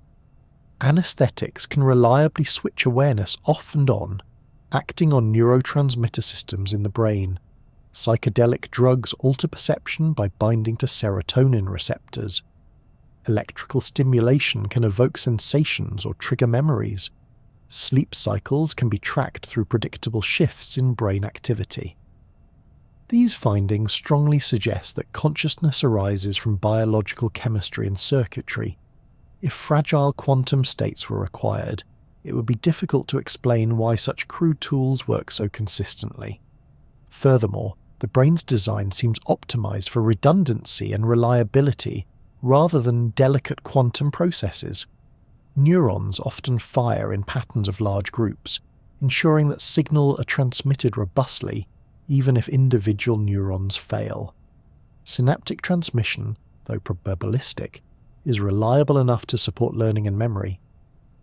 If consciousness depended on fragile quantum coherence, it would be puzzling how awareness could survive the noise, heat, and constant molecular jostling of the brain. From a biological standpoint, evolution tends to favor sturdy mechanisms, not delicate ones. This line of reasoning offers comfort to those wary of stretching physics too far. It reassures us that no exotic new forces or hidden dimensions are required to explain the mind. The challenge is enormous, but it is a challenge within the reach of biology, psychology, and neuroscience. The tools we already have, from brain imaging to computational models, are steadily revealing more of the picture. As knowledge deepens, the gap between brain activity and subjective experience may narrow without invoking quantum mysteries. Of course, this does not mean that consciousness is simple. It is still one of the hardest problems in science, and skeptics acknowledge that we are far from a full explanation. But pointing to quantum mechanics as the missing piece can feel like giving up on the complexity of biology too soon. Consciousness may not be weird because it requires strange new physics. It may be weird because the brain is astonishingly intricate, and we are only beginning to map its patterns. There is also a philosophical elegance in the classical view. It suggests that consciousness, as extraordinary as it feels, is a natural product of evolution. Just as wings evolved to harness air, and eyes evolved to capture light, brains evolved to process information, and, in doing so, generated awareness. It is not a miracle, but a feature of matter arranged in a particular way. To understand it fully may take decades or even centuries, but it does not demand rewriting the basic laws of the universe. In short, the skeptic's reassurance is this: consciousness is real, mysterious, and beautiful, but it does not need quantum weirdness to exist. The strangeness of quantum mechanics belongs to the world of particles and probabilities. The strangeness of consciousness belongs to the complexity of biology. Both are marvels in their own right, and both deserve study. But they do not have to be fused together to remain wondrous. And perhaps there is something calming in that thought. It means that consciousness does not dangle precariously on the edge of exotic physics, but rests firmly in the same world that gives rise to every other natural phenomenon. It is part of the grand continuum of life and matter, complex enough to dazzle us without needing to be magical. That may not sound as flashy as a quantum brain, but it is no less extraordinary that out of atoms, molecules, and neurons emerges the astonishing fact of awareness. The mystery of consciousness has never belonged solely to science. Long before brain scans and quantum equations, philosophers were puzzling over what it means to be aware and whether the mind is something separate from the body or simply another aspect of the physical world. In some ways, the debates we have today about quantum consciousness are simply new versions of very old questions, dressed up in modern scientific language. The players have changed, but the themes remain familiar. Is consciousness fundamental, or is it emergent? Is it separate from matter, or identical to it? One of the oldest and most enduring positions is dualism, the idea that mind and body are two distinct substances. The most famous champion of this view was René Descartes in the 17th century. For Descartes, the body was a machine, operating by mechanical laws, while the mind was immaterial, capable of thought and self-awareness. I think therefore I am was his way of grounding existence in the undeniable reality of conscious thought. Dualism offered a neat way to preserve the uniqueness of human awareness, while still allowing science to explain the physical world. But it came with a problem. How does something immaterial interact with something material? If the mind is not made of atoms, how does it move the body, influence speech, or cause a hand to reach for a cup of tea? Materialism, sometimes called physicalism, emerged as the counterpoint. According to this view, everything that exists is physical. Consciousness, no matter how mysterious it feels from the inside, arises from material processes in the brain. In this framework, neurons and chemistry are enough. No extra ingredients are required. Materialism gained strength as science advanced, showing again and again that phenomena once attributed to spirits or souls could be explained by physical causes. The heart pumps blood, digestion is chemistry, lightning is electricity, and so on. For materialists, consciousness is the last great mystery to yield to this approach, not an exception to it. Between these poles lies panpsychism, a view that has enjoyed a revival in recent years. Panpsychism suggests that consciousness is not something that suddenly emerges when matter becomes complex enough, but something intrinsic to matter itself. According to this perspective, everything has some degree of inner experience, from atoms to humans. A rock may not be conscious in any meaningful way, but the particles that compose it might have the tiniest glimmer of awareness. Panpsychism sidesteps the leap from non-conscious matter to conscious beings by making consciousness fundamental, woven into the very fabric of the universe. Each of these positions comes with its strengths and weaknesses. Dualism preserves the mystery of consciousness, but struggles with the problem of interaction. Materialism provides a clean, scientific framework, but often leaves people unsatisfied, since it reduces the vividness of subjective experience to mere mechanics. Panpsychism offers an elegant middle ground, yet critics accuse it of being too generous with consciousness, handing it out to electrons and quarks without explaining how simple proto-experiences combine into the rich awareness humans enjoy. Where then does quantum physics fit in? In many ways, it provides a new stage for these old debates. For dualists, quantum mechanics offers a realm where classical determinism breaks down, leaving space for mind to influence matter. The collapse of the wave function, mysterious as it is, seems like a potential opening for consciousness to exert control. For materialists, quantum mechanics is still physics, and even if it is probabilistic rather than deterministic, it remains a natural process that does not require extra substances. And for panpsychists, the strangeness of the quantum world, particles existing in superpositions connected across distances, provides a natural metaphor for the idea that consciousness is fundamental and ubiquitous. Quantum mechanics also complicates the conversation by introducing new philosophical puzzles of its own. If the universe is fundamentally probabilistic, what does that mean for free will? If particles exist in superpositions, does consciousness do the same? If entanglement connects particles across space, could minds also be entangled in ways we do not yet understand? These questions do not prove anything, but they fuel a lively dialogue between science and philosophy. Some thinkers have even suggested that panpsychism and quantum physics might be two sides of the same coin. If consciousness is a fundamental property of reality, then perhaps it shows up in the peculiar behaviours of the quantum world. The interconnectedness of entanglement, the fuzziness of superposition, the limits of certainty, all of these could be hints that awareness is not an afterthought of evolution, but part of the bedrock of existence. Whether or not this is true, it highlights how quantum theory has given ancient philosophical ideas new life. Skeptics caution that it's easy to get carried away with these parallels. Quantum mechanics is a precise mathematical framework, while philosophical concepts like mind and awareness are slippery and ill-defined.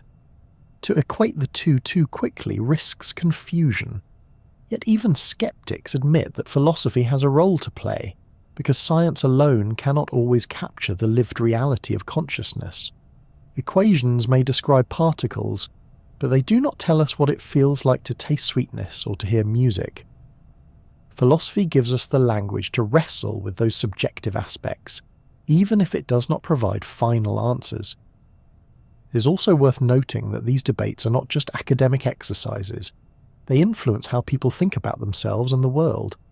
Dualism, for example, has historically supported religious ideas about souls and the afterlife. Materialism often aligns with scientific naturalism, emphasizing that humans are part of the same physical continuum as everything else.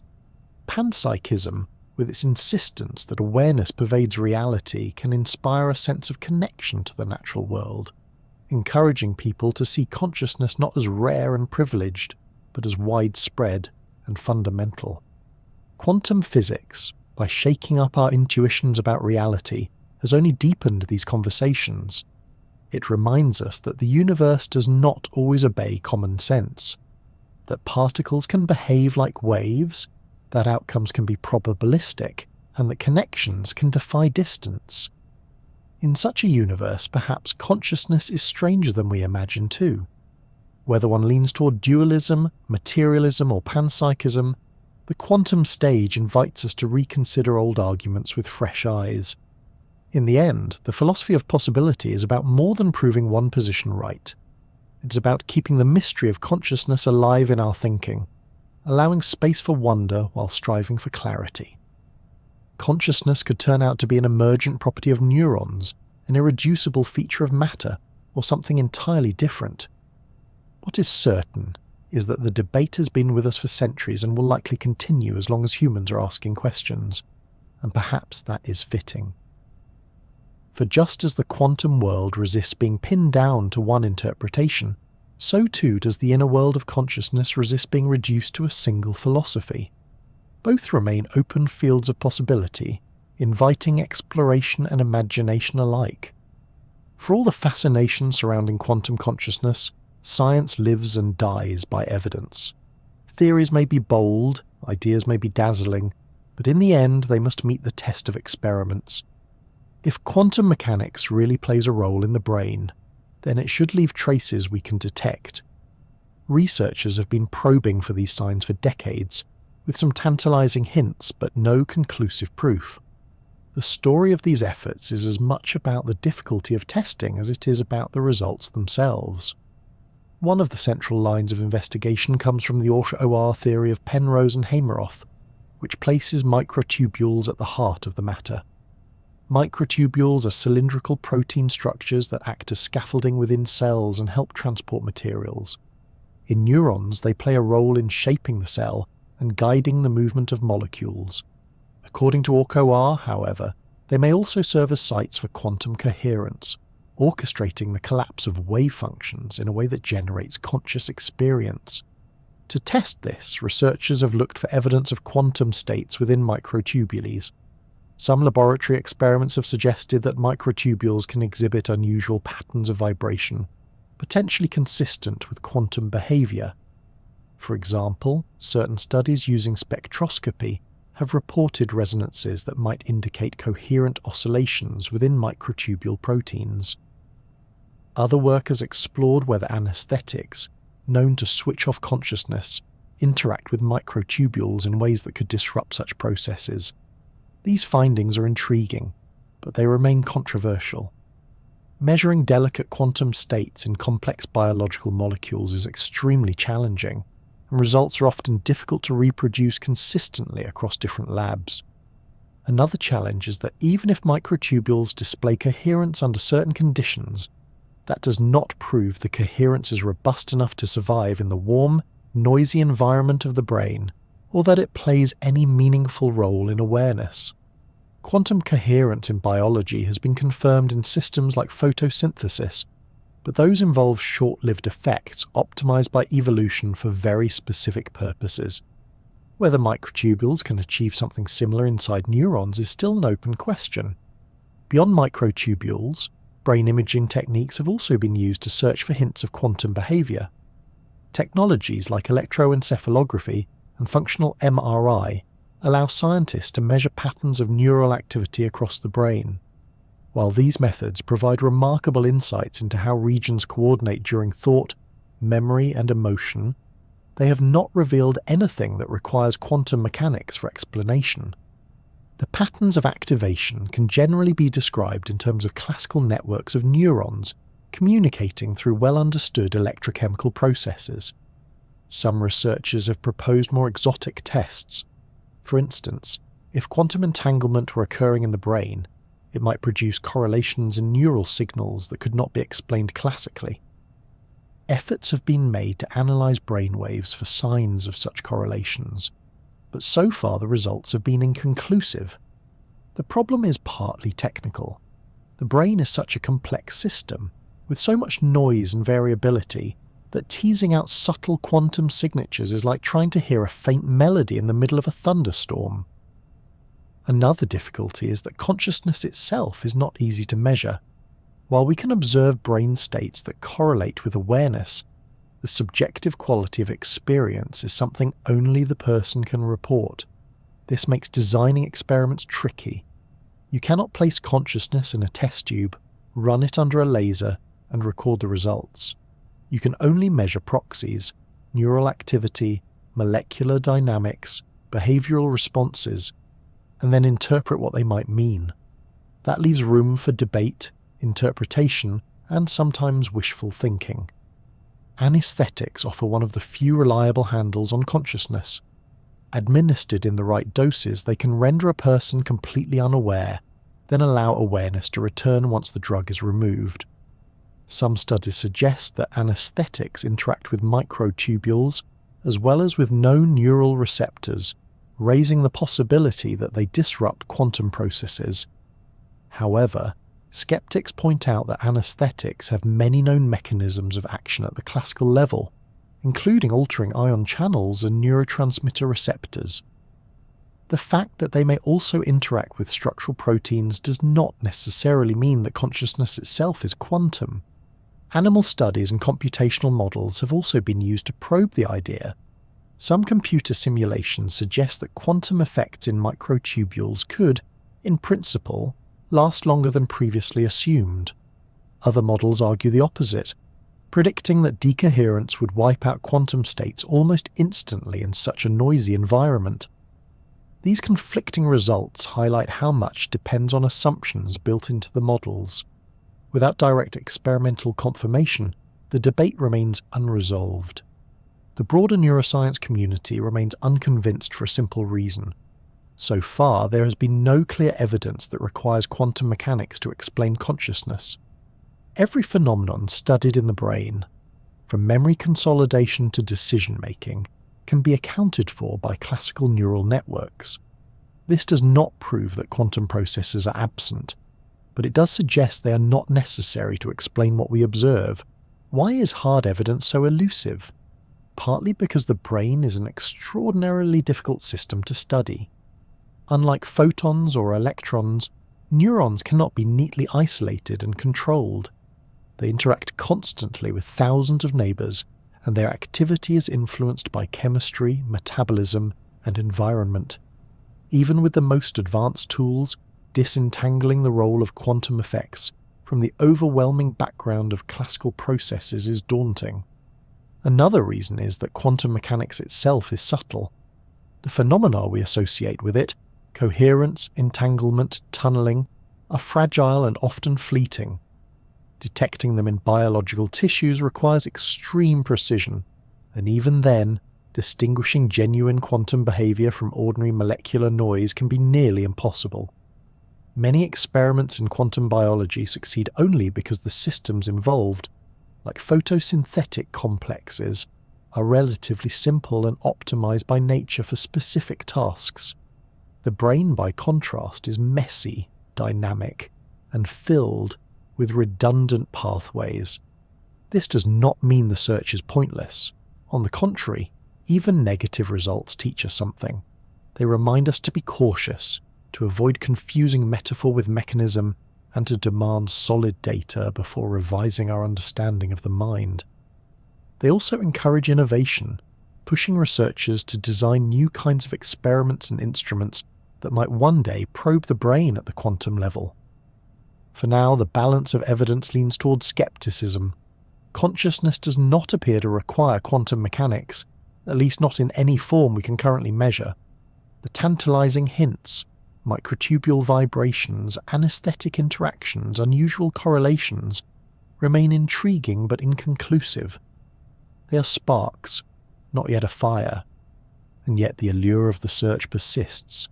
The possibility that quantum mechanics could play a role in awareness is too fascinating to abandon outright. It sits at the intersection of some of our deepest mysteries, inviting both curiosity and caution. Whether future experiments will reveal hidden quantum threads in the fabric of the mind, or whether they will confirm the sufficiency of classical neuroscience remains to be seen. Until then, the evidence will remain elusive, shimmering like a quantum superposition, possible but not yet observed.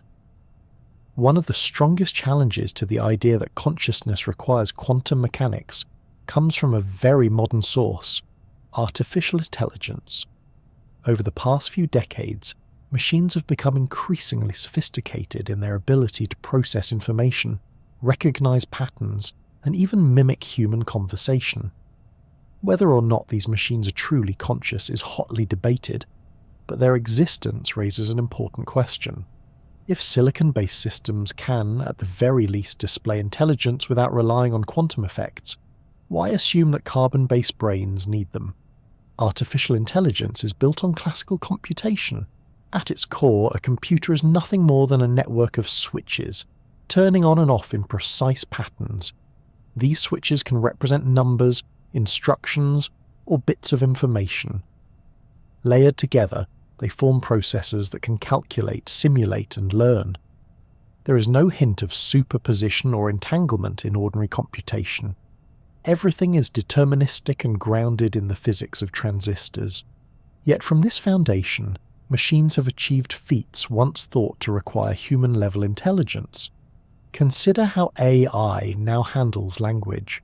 Algorithms can generate essays, translate between dozens of languages, and even compose poetry. Other systems play strategy games like Go or chess at levels far beyond the best human players. Some can recognize faces in a crowd or detect patterns in medical scans that trained specialists might miss. These accomplishments are not signs of consciousness in themselves, but they show how far complexity can go without invoking quantum magic. The same principles of learning and adaptation that power machine intelligence are also central to the workings of biological brains. This leads to a provocative question. If a machine built from transistors can mimic thought through sheer computational power, is there really a need to imagine that neurons must be exploiting fragile quantum states to achieve awareness? The analogy is imperfect. Machines may not feel emotions, savor chocolate, or daydream about holidays, but the fact that they can replicate many aspects of intelligence without quantum mechanics weakens the case for its necessity in consciousness. Skeptics of quantum consciousness often point to this very comparison. The brain and a computer are both systems that process information. One is built of biological neurons, the other of silicon transistors. If both can, in principle, learn, adapt, and make decisions using classical physics, then perhaps the extraordinary qualities of the mind are simply what happens when information processing reaches a certain level of complexity. In this view, consciousness is not about what materials you're made from, or whether you exploit quantum coherence. It is about the patterns of organization and the dynamics of computation. Of course, this does not settle the question of whether AI is conscious. Many argue that no matter how sophisticated an algorithm becomes, it still lacks subjective experience. A machine may respond to a question about pain, but it does not actually feel it. It may recognize a sunset, but it does not marvel at the colors. This distinction between processing information and having an inner life lies at the heart of what philosophers call the hard problem of consciousness. Still, even if AI lacks true awareness, it demonstrates that much of what we associate with intelligence and cognition can be achieved without appealing to quantum physics. Some thinkers take the comparison further. If we eventually build machines that are indistinguishable from humans in behavior, language, and creativity, then at what point would we grant them the status of being conscious? If their inner workings are entirely classical, then consciousness clearly does not require quantum mechanics. It would show that awareness can emerge from complexity alone, regardless of the underlying material.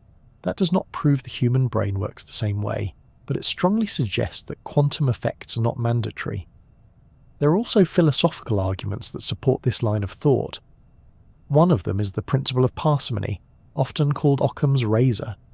When two explanations exist, the simpler one that requires fewer assumptions is usually preferred. If classical neuroscience and computational models can account for consciousness, then invoking quantum mechanics may be unnecessary. Unless experiments show otherwise, adding exotic physics risks complicating the picture without offering clear advantages. Still, some remain unconvinced. They argue that while AI may mimic intelligence, it does not capture the richness of human experience. Machines can simulate conversation, but they do not feel empathy. They can analyze music, but they do not feel moved by it. These qualities, they suggest, might require something deeper than classical computation. This is where proponents of quantum consciousness see an opening. Perhaps the missing ingredient, the bridge from information processing to genuine awareness, lies in quantum processes. But even here, the comparison with AI remains instructive. If the argument is that machines cannot be conscious because they lack quantum effects, then one must explain exactly why. What is it about superposition or entanglement that would grant subjective experience? So far, no one has provided a clear mechanism.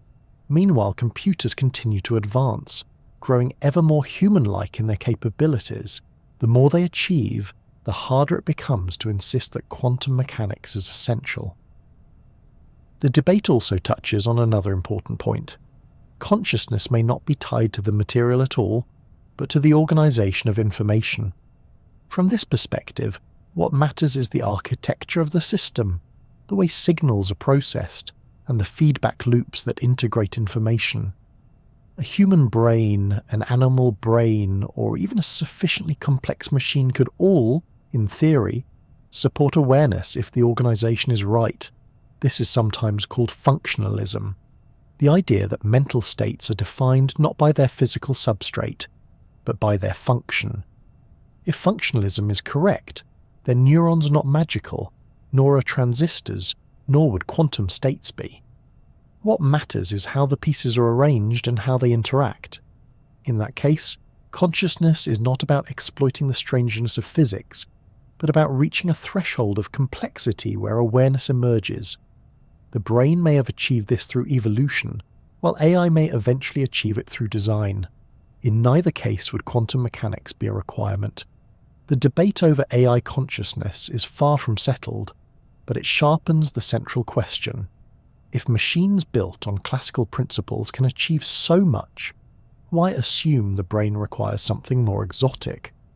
Until evidence shows otherwise, the burden of proof rests on those who argue that quantum effects are essential.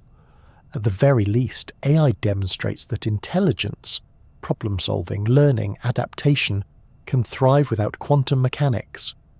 Whether it also achieves consciousness remains an open question. But the comparison suggests a humbling possibility. Perhaps the mind is not dependent on hidden quantum processes, but is instead a natural outcome of information processing taken to its most complex form.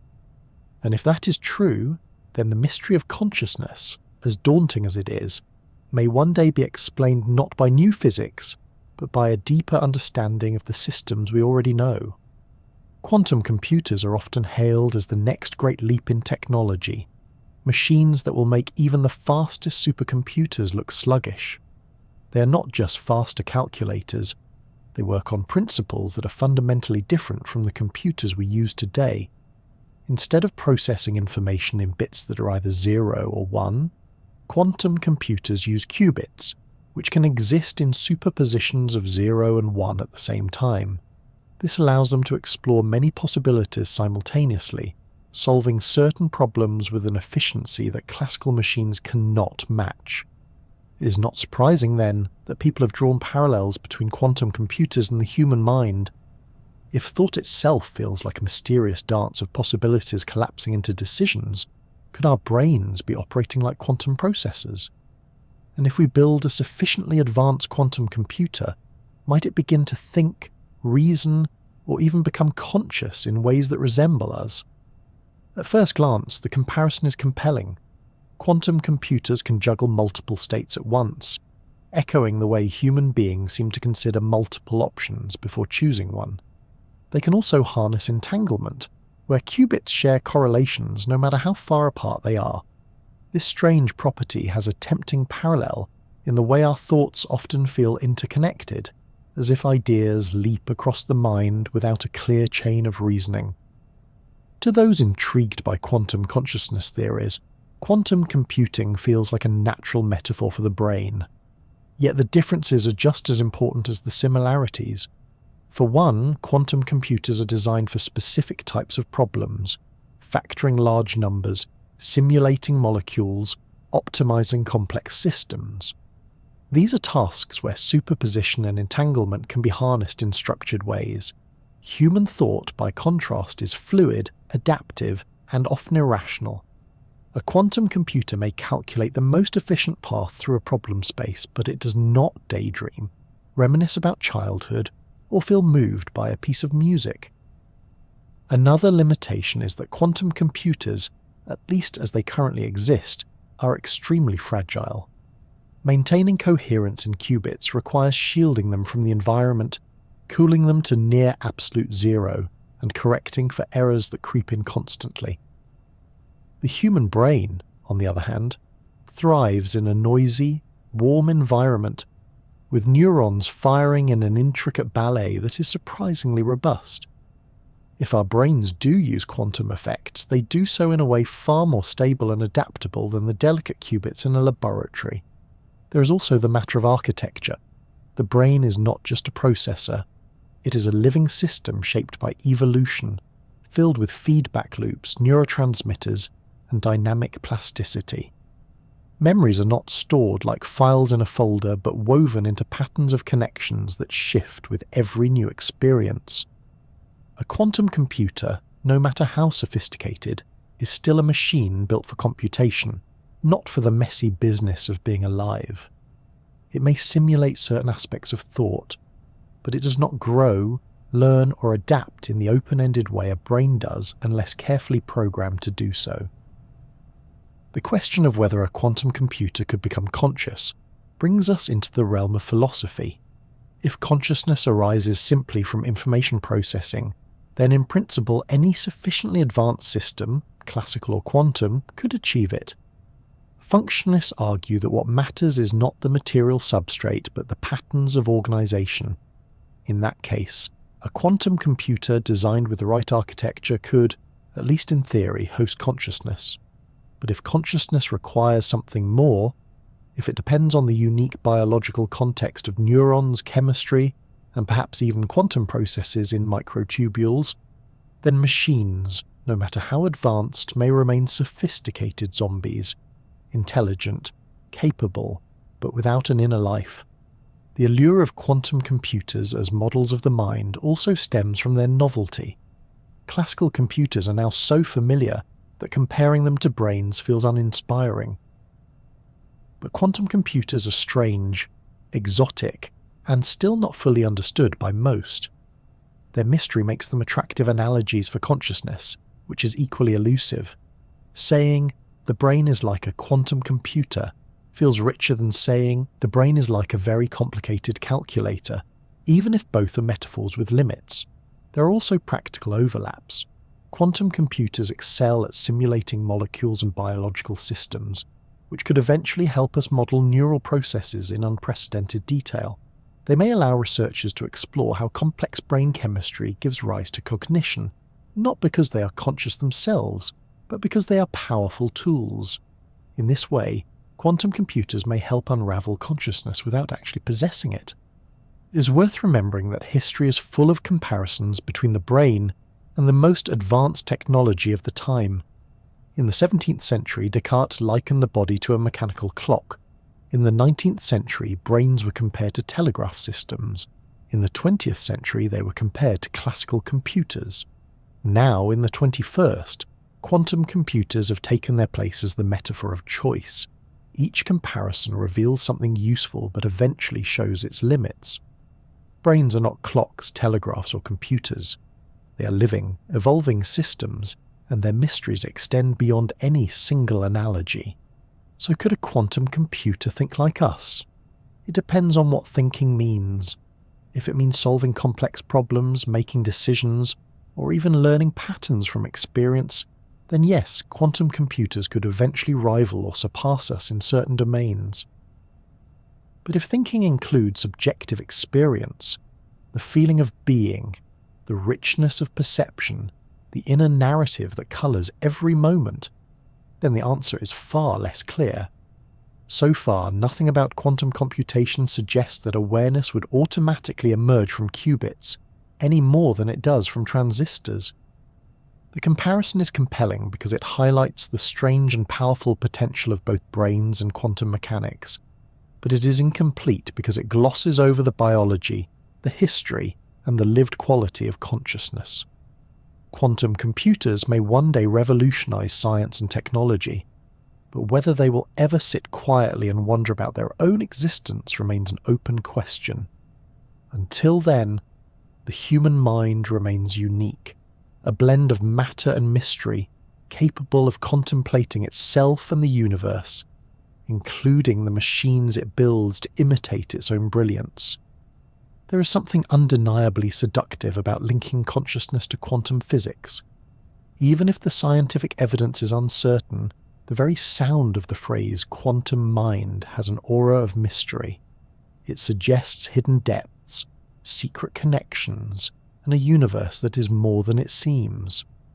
For many, this appeal goes beyond science and enters the territory of meaning, unity, and wonder. It is less about equations and experiments and more about how the idea makes people feel, part of something vast and interconnected. One reason people love the idea is that it bridges two great mysteries. On one side is consciousness, the deeply personal experience of being alive. On the other is quantum physics, the strange and counterintuitive rules that govern the tiniest scales of reality. Each alone is puzzling enough, but put them together and it feels as though you're holding the keys to a hidden realm. The temptation is obvious.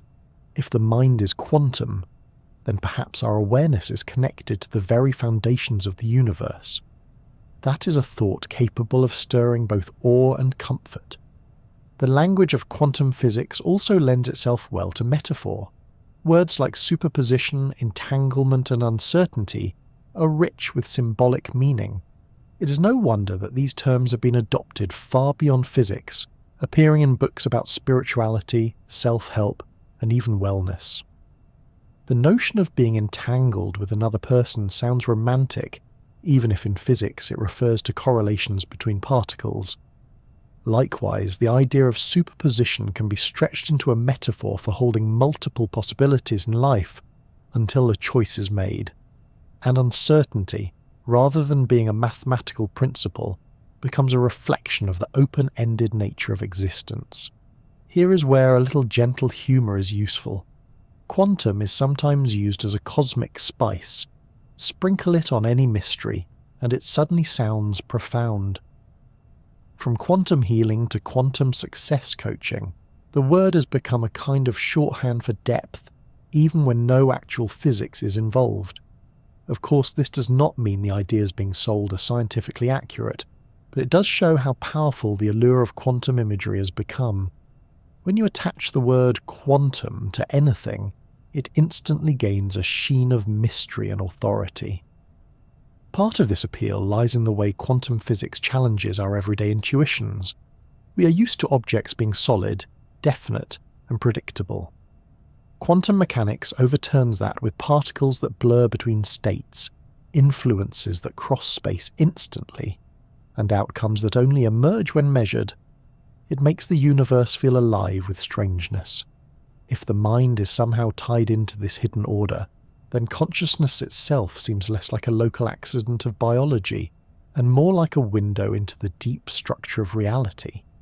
That can be profoundly reassuring to people who worry that consciousness is otherwise just neurons firing in the dark. There is also a psychological reason why the idea resonates. Humans crave connection. We like to believe we are linked not only to each other, but also to the universe itself. Quantum mechanics, with its entanglement and uncertainty, provides a framework that makes this longing sound scientific. It whispers of unity, of being part of a web that extends far beyond the boundaries of the self. Even if the physics does not literally say this, the metaphors are irresistible. Cultural history adds to the mix. Throughout the 20th century, as quantum mechanics entered the public imagination, it collided with philosophical traditions from the East, such as Buddhism and Taoism. Thinkers noticed similarities between ancient ideas of interconnectedness and the new physics of entanglement. Books began to blend the two, suggesting that quantum mechanics confirmed what sages had intuited for centuries. While physicists often objected that the parallels were more poetic than precise, the cultural fusion stuck. To this day, people still invoke quantum physics in spiritual contexts as if it were a bridge between science and mysticism. Even within the scientific community, the strangeness of quantum theory has left room for wonder. Famous physicists like Richard Feynman admitted that no one truly understands quantum mechanics at an intuitive level. The equations work, the predictions are flawless, but the mental picture is slippery. This ambiguity leaves a space where philosophy and imagination rush in. If even the experts admit the theory is puzzling, then it feels natural for non-scientists to see it as an open canvas for their own interpretations. The mystical appeal of quantum consciousness is not only about unity with the cosmos, but also about elevating the human mind. If our awareness is tied to the fundamental fabric of reality, then consciousness is not an accident of evolution, but something woven into existence itself. This grants the mind a kind of cosmic dignity. It reassures us that we are not just biological machines, but participants in the unfolding of the universe. For many, that idea is worth holding on to, even if the evidence is lacking. It is important, however, to balance the wonder with caution. The danger of leaning too heavily on quantum mysticism is that it can turn vague. If every unexplained phenomenon is attributed to quantum effects, the term risks losing meaning. Physics becomes a placeholder for mystery rather than a tool for understanding. Scientists remind us that genuine quantum mechanics is precise, mathematical, and testable, even if its implications are strange. Consciousness may indeed connect to quantum processes, but that claim must stand on evidence, not just on poetic resonance. Still, the fact that people are drawn to the idea speaks to something valuable. It shows a deep desire to find unity between inner and outer worlds, between subjective experience and the fabric of reality. Even if the theory turns out to be wrong, the fascination reveals how humans seek meaning in mystery. Quantum physics has become a mirror in which we see not only particles and probabilities, but also our longing for connection, depth, and wonder. And perhaps that is the most enduring lesson of the mystical appeal. Quantum mechanics may not provide proof that consciousness shapes reality, but it does remind us that reality is far stranger than it appears. If the smallest building blocks of nature behave in ways that defy common sense, then it is no surprise that consciousness too feels elusive. Linking the two may be more metaphor than mechanism, but metaphors have power. They shape the way we think, the way we imagine, and the way we feel about our place in the cosmos. In the end, the mystical appeal of quantum consciousness is not just about science. It is about the human need for wonder. It shows that even in an age of advanced technology and rigorous experimentation, we still yearn for the mysteries that science alone cannot explain away. Whether or not quantum physics ever turns out to hold the key to the mind, it has already given us something profound, a reminder that the universe is richer, stranger, and more interconnected than we once believed. Quantum consciousness has an undeniable charm, but step into a neuroscience lab or a physics department, and you will find that many scientists greet the idea with raised eyebrows. For them, the proposal that awareness emerges from quantum mechanics is not only unproven, but also plagued with problems of vagueness, lack of evidence, and a worrying inability to make testable predictions. In short, it looks less like a scientific theory and more like a philosophical story dressed in the language of physics. One of the strongest objections is on falsifiability. In science, a theory is considered valuable only if it can, in principle, be proven wrong. Einstein's theory of relativity, for instance, predicted the bending of starlight by gravity. If astronomers had not observed that bending during a solar eclipse, the theory would have been dealt a serious blow. Quantum consciousness theories, by contrast, often seem slippery. They claim that awareness arises from quantum effects in the brain, but rarely state what evidence would count as disproof. If you scan the brain and find no quantum activity, proponents might say the effects are hidden. If you discover complex neural activity explained classically, they might argue the quantum processes are still there, just deeper. Without clear criteria for falsification, critics worry that the idea floats forever, immune to evidence. Closely tied to this is vagueness. Traditional physics theories specify mathematical relationships and make numerical predictions. Quantum consciousness proposals often deal in broad analogies. Words like superposition, coherence, and entanglement are borrowed from physics and mapped onto mental life, but without precise definitions. What does it mean, exactly, for a thought to be in a superposition? How would one measure entanglement between mental states? Without clarity, the terms risk becoming metaphors rather than mechanisms. Scientists are wary of metaphors that masquerade as explanations. Then there is the issue of predictive power. Good theories not only explain known facts, but also predict new ones. The double-slit experiment, for instance, predicted interference patterns that had not yet been seen. DNA's structure predicted mechanisms of replication. But quantum consciousness has not generated similarly concrete predictions. It explains consciousness in retrospect, but struggles to forecast anything specific. This leaves it vulnerable to the criticism that it is an after-the-fact story rather than a forward-looking scientific theory. Another major reason for skepticism is the lack of empirical evidence.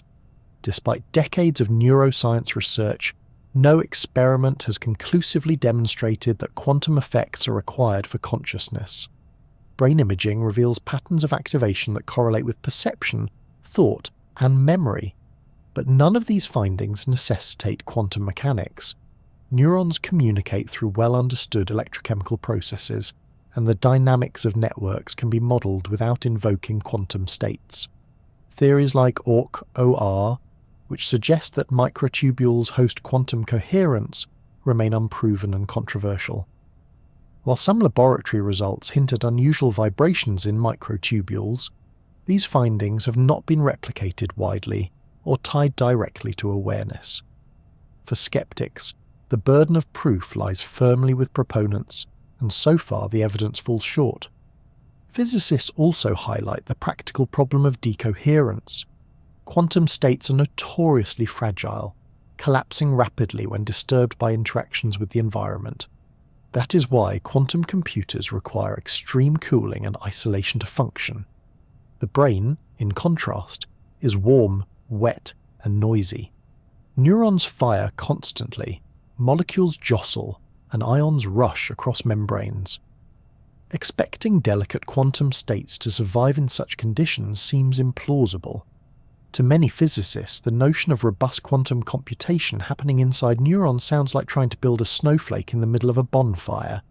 Skeptics further argue that appealing to quantum mechanics risks becoming a kind of intellectual shortcut.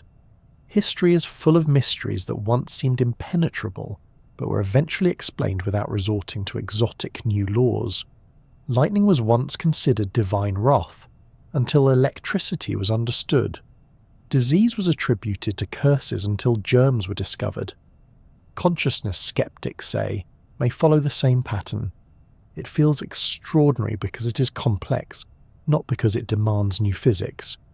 Invoking quantum mechanics prematurely may distract from the slow, methodical work of neuroscience that is already making progress. There is also a sociological element. Scientists are wary of how quantum has been misused in popular culture. From quantum healing to quantum astrology, the word has been stretched to cover ideas with little or no scientific grounding. When proponents of quantum consciousness make vague claims, it risks blurring the line between rigorous physics and pseudoscience. Many researchers feel protective of quantum mechanics, wanting to prevent its misuse as a buzzword detached from its mathematical roots. The worry is that quantum consciousness, even if proposed sincerely, may unintentionally encourage the same misunderstandings. None of this means that skeptics dismiss the mystery of consciousness itself. On the contrary, many neuroscientists freely admit that the hard problem remains unsolved. They acknowledge that subjective experience is difficult to explain in purely physical terms, but they caution against assuming that difficulty automatically points to quantum solutions. Mysteries are not evidence for exotic answers, they are invitations to keep searching carefully. The history of science shows that patient investigation often yields explanations within existing frameworks, even when the problem initially seemed insurmountable. Another point raised by skeptics is that even if quantum processes occur in the brain, that does not prove they are necessary for consciousness. Biology is full of phenomena where quantum mechanics plays a subtle role: photosynthesis, bird navigation, enzyme reactions. But these processes are not conscious. They are biochemical tricks that evolution has harnessed for efficiency. If the brain uses quantum effects in some molecular processes, it does not automatically follow that awareness depends on them. Correlation is not causation, and the leap from quantum biology to quantum mind is a big one. Some critics also note that the appeal of quantum consciousness may stem from a kind of psychological comfort. Linking the mind to the deepest level of reality elevates human experience, making it feel cosmic rather than biological. It resists reductionism by offering a grander story. While this is understandable, science aims to resist comforting narratives unless they are backed by evidence. To scientists, the human tendency to seek meaning in mystery is not proof of quantum consciousness, but a reminder to stay vigilant against wishful thinking. For these reasons, many scientists view quantum consciousness as an interesting speculation, but not yet a scientific theory. It lacks clarity, testability, and evidence. It risks confusing metaphor with mechanism and comfort with explanation. Consciousness may indeed turn out to involve surprises we cannot yet imagine, but skeptics argue that quantum mechanics should not be invoked until experiments demand it. And there is still plenty of room for wonder without it. The brain, with its billions of neurons and trillions of connections, is one of the most complex systems in the known universe. Its ability to generate thought, memory, imagination, and awareness is extraordinary even without appealing to new physics.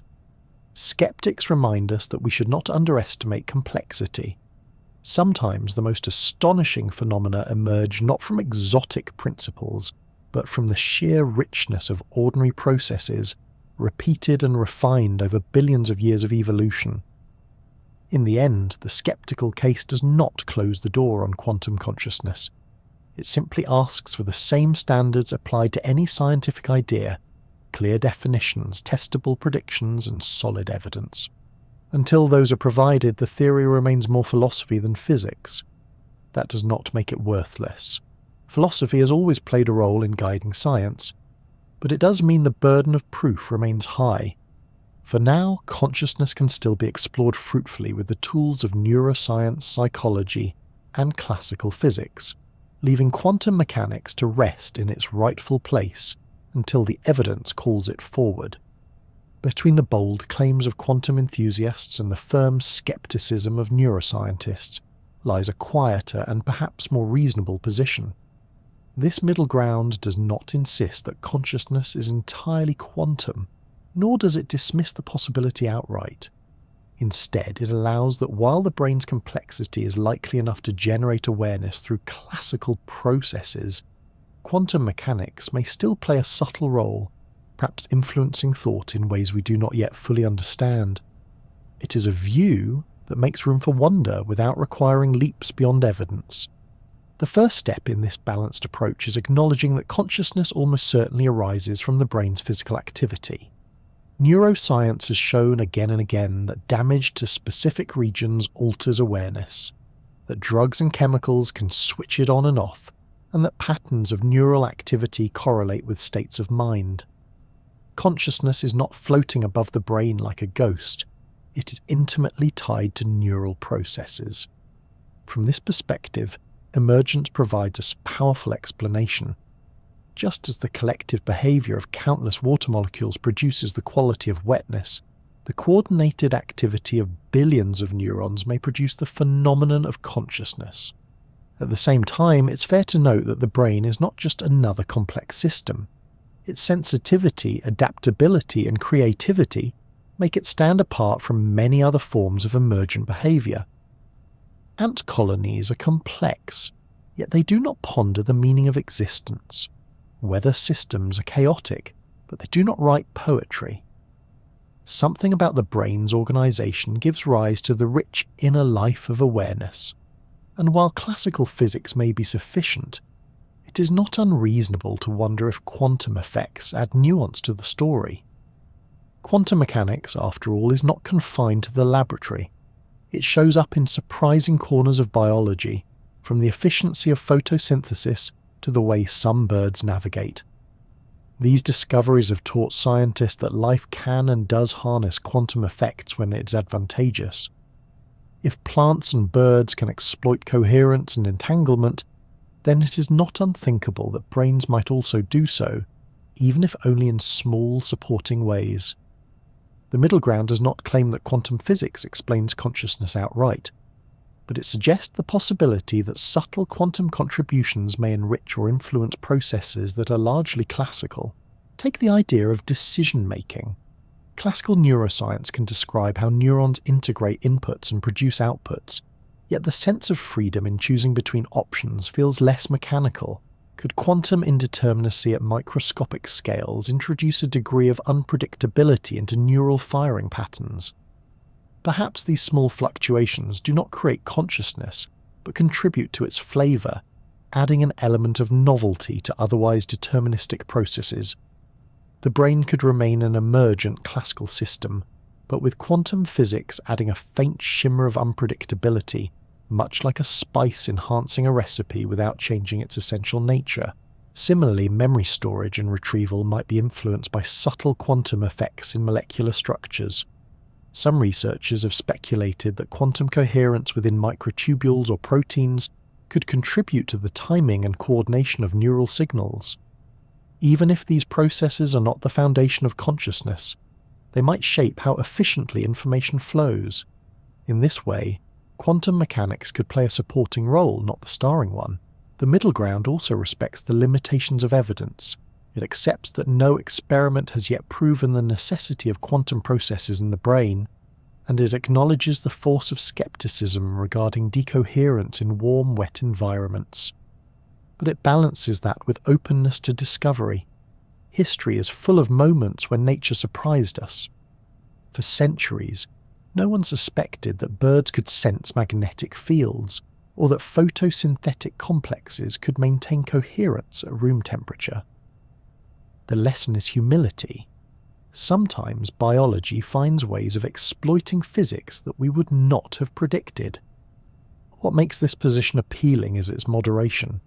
It avoids the overreach of claiming that quantum physics is the secret key to consciousness, while also avoiding the rigidity of declaring it impossible. Instead, it emphasizes that the story of the mind is likely a blend of classical complexity and perhaps, in certain niches, subtle quantum effects. This balanced speculation does not diminish the wonder of either science. In fact, it highlights the beauty of emergence, the idea that extraordinary phenomena can arise from ordinary ingredients, sometimes enhanced by delicate influences that push the boundaries of possibility. There is also a poetic resonance in this view. To think of consciousness as emergent aligns it with countless other wonders of nature: the fractal growth of snowflakes, the murmuration of starlings, the spirals of galaxies. At the same time, to allow for a touch of quantum possibility reminds us that life and awareness may be even stranger than we currently grasp. It is a vision that honours both the solidity of evidence and the allure of mystery. Critically, the middle ground also reframes the debate. It suggests that asking, "Is consciousness quantum or not?" may be too blunt. The better question might be, to what extent and in what ways could quantum mechanics contribute to the phenomena we call awareness? Consciousness may be primarily a classical emergent property of neural networks, with quantum effects acting as whispers rather than shouts. They may not be necessary for the existence of mind, but they could still influence its texture, its unpredictability, or its efficiency. This approach also has practical advantages. Instead of demanding a grand unifying theory of quantum mind, researchers can design experiments to look for specific quantum contributions in neural processes. They can investigate whether microtubules exhibit coherence, whether entanglement might play a role in signal timing, or whether quantum tunneling occurs in synapses. The middle ground encourages inquiry without exaggeration, exploration without dogma. It is worth emphasizing that even if the brain is entirely classical, the mystery of consciousness remains profound. Emergent behavior at the scale of billions of neurons is astonishing in its own right. Awareness could be extraordinary without quantum mechanics, just as music is extraordinary without needing new laws of physics to explain it. But if quantum mechanics does play a supporting role, then consciousness becomes an even richer story, woven from both the complexity of biology and the strangeness of fundamental physics. In the end, the middle ground is less about answering the question once and for all, and more about keeping the question alive in a responsible way. It is an acknowledgement that we do not yet know the full story of the mind, but that speculation should be tempered with evidence and humility. It leaves space for curiosity, while respecting the boundaries of what science has shown so far. Perhaps the best way to put it is this: consciousness may not need quantum mechanics, but it might not be entirely free of it either.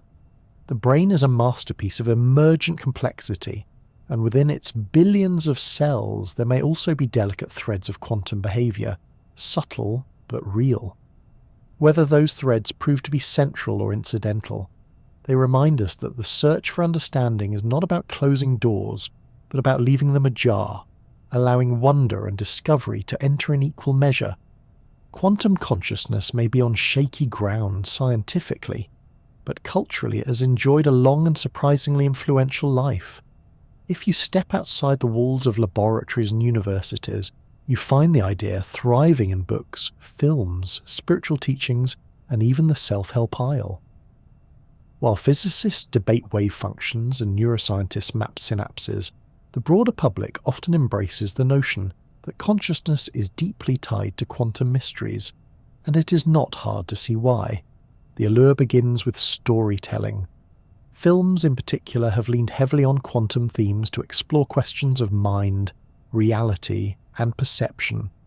Think of movies where alternate realities branch with every choice, or where observation itself changes what is real. Science fiction has long been fascinated with the idea that quantum physics blurs the boundary between mind and matter. Even when the details of the science are stretched or outright invented, the metaphors resonate. A quantum multiverse is a perfect stage for exploring the consequences of free will. A collapsing wave function becomes a plot device to suggest that human choice shapes destiny. Audiences do not necessarily demand precision. They crave wonder, and quantum consciousness provides it in spades. Books have also played a central role in popularizing the idea. From thoughtful philosophical explorations to more speculative works, the shelves are filled with titles that link the quantum world with the mysteries of the mind. Some are written by scientists who sincerely wrestle with the puzzle, blending rigorous explanation with cautious speculation.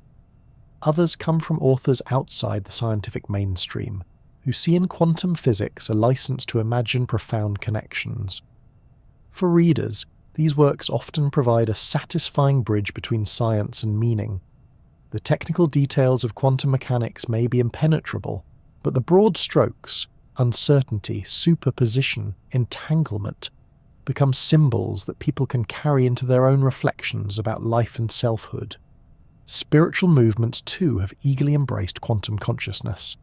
For centuries, traditions like Buddhism, Taoism, and Vedanta have emphasized interconnectedness and the illusory nature of separation. Quantum physics, with its counterintuitive refusal to let particles remain neatly distinct, seems to echo these teachings. Entanglement is recast as spiritual unity.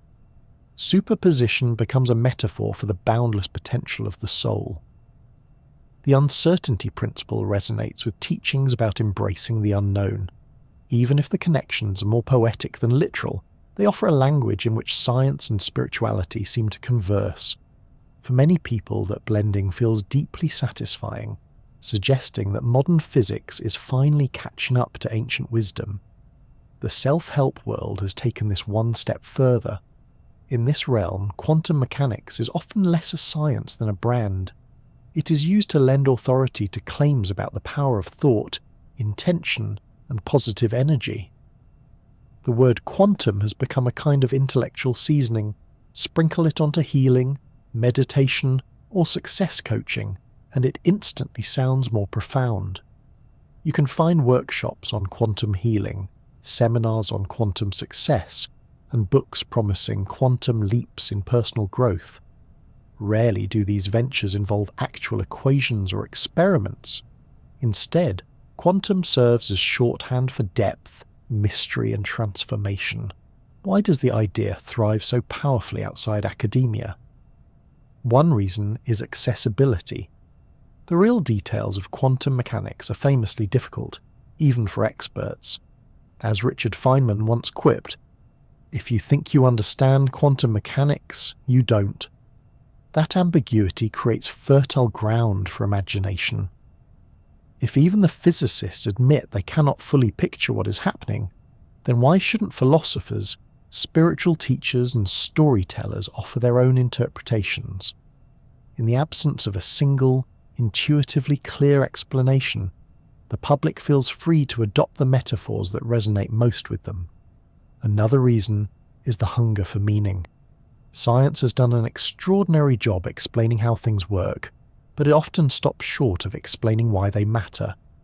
Consciousness, in particular, feels too intimate and too important to be reduced to electrochemical signals.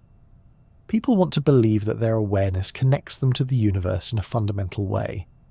Quantum physics, with its aura of mystery, provides a way to satisfy that longing without abandoning science entirely. It suggests that the deepest truths of reality and the deepest truths of the mind are not separate but entwined. Culturally, the idea also thrives because it aligns with broader themes of unity and connection. In an age where many feel isolated or fragmented, the promise of entanglement, that we are connected at the most fundamental levels, is emotionally powerful. Even if the scientific details are fuzzy, the metaphor speaks directly to human experience. We feel bound to others, influenced by unseen forces, and capable of shaping our own realities through choices and awareness. Quantum consciousness wraps these intuitions in the authority of physics. It also helps that the phrase quantum consciousness simply sounds good. It carries an air of sophistication and mystery, evoking both cutting-edge science and timeless philosophy. It is short, memorable, and versatile enough to be used in contexts ranging from film scripts to meditation retreats. In the marketplace of ideas, catchiness matters, and this phrase has a kind of built-in magnetism. Of course, academics are quick to point out the dangers of this cultural embrace. When quantum concepts are stretched too far, they can lose their original meaning. Entanglement in physics has precise mathematical rules, while entanglement in a novel might mean a soulful bond between characters. These uses are not equivalent, and conflating them can muddy understanding. But from a cultural perspective, accuracy is often less important than resonance. People are not turning to self-help books or movies for physics lessons. They are looking for metaphors that make sense of their experiences, and quantum language provides that. Interestingly, this cultural enthusiasm can sometimes circle back and inspire genuine scientific inquiry. Public fascination with quantum consciousness keeps the idea alive, funding conferences, sparking debates, and encouraging researchers to think creatively. Even when scientists dismiss the wilder claims, the cultural momentum ensures the topic is not forgotten. It demonstrates how science and culture feed each other, with imagination pushing the boundaries of what we dare to ask, and evidence grounding us in what we can confirm. The persistence of quantum consciousness in culture may say more about us than about physics. It reflects our longing to see ourselves as more than biological machines, our desire for mystery in a world that often feels over-explained, and our hope that science and spirituality are not enemies but partners. Whether or not quantum mechanics has anything to do with awareness, the cultural story is here to stay. And perhaps that is its own kind of truth. Even if the equations of quantum physics never explain why the mind feels the way it does, the metaphors we draw from it can shape how we think, how we tell stories, and how we understand our place in the cosmos. Quantum consciousness, in this sense, is less a scientific theory than a cultural myth. Not myth in the sense of falsehood, but in the sense of a narrative that captures human imagination and expresses deep hopes. It thrives outside academia because it speaks to something science alone cannot satisfy: the yearning to feel connected to a universe that is as mysterious within as it is without. the debate over quantum consciousness is unlikely to fade anytime soon. If anything, it may intensify as both neuroscience and physics continue to advance, offering sharper tools and deeper insights into the mysteries of the mind. At the heart of the question is whether consciousness can be explained entirely through classical biology, or whether the strange rules of quantum mechanics must be invoked to fill in the gaps. The tools we're developing in the 21st century will not only help refine this debate, but may also uncover entirely new puzzles that shift the conversation once again. On the neuroscience side, the progress has been extraordinary. Imaging technologies have grown far more precise than the crude scans of the late 20th century. Techniques like functional MRI now allow researchers to track blood flow changes that reflect neural activity across the entire brain in real time. Advances in magnetoencephalography and optogenetics give us even finer windows into the timing and coordination of neurons. Brain-computer interfaces are beginning to translate neural signals directly into external actions, revealing the logic of circuits once hidden in mystery. Each improvement brings us close to mapping the neural correlates of consciousness with ever greater detail. Yet these advances also remind us of how vast the challenge is. A brain contains 86 billion neurons, each connected to thousands of others. Charting the full network of these connections, sometimes called the connectome, is a task so enormous that it may take decades to complete. Even then, the leap from mapping circuits to explaining subjective experience is daunting. Still, every step in this direction strengthens the classical case. If patterns of activity can account for memory, perception, and awareness, then quantum mechanics may not be required. The better we can measure the brain, the harder it becomes for untested speculations to survive without evidence. At the same time, quantum experiments are advancing just as quickly. Where once superposition and entanglement were fragile curiosities, today they are the basis of working technologies. Quantum computers are beginning to solve problems beyond the reach of classical machines. Quantum sensors are detecting tiny changes in magnetic and gravitational fields. Researchers are learning to maintain coherence in increasingly complex systems, extending the lifetimes of quantum states even in noisy environments. This matters because it undercuts one of the strongest criticisms of quantum consciousness, that quantum effects cannot survive in warm, wet brains. If physics can learn to preserve coherence in messy systems, perhaps biology has found ways to do it too. Future experiments may probe directly whether quantum effects play roles in neural processes. For example, researchers could test whether microtubules within neurons support coherent vibrations, as some have suggested, or whether synapses involve quantum tunneling in ways that shape signal transmission. Advances in spectroscopy and nanoscale imaging might make such measurements possible.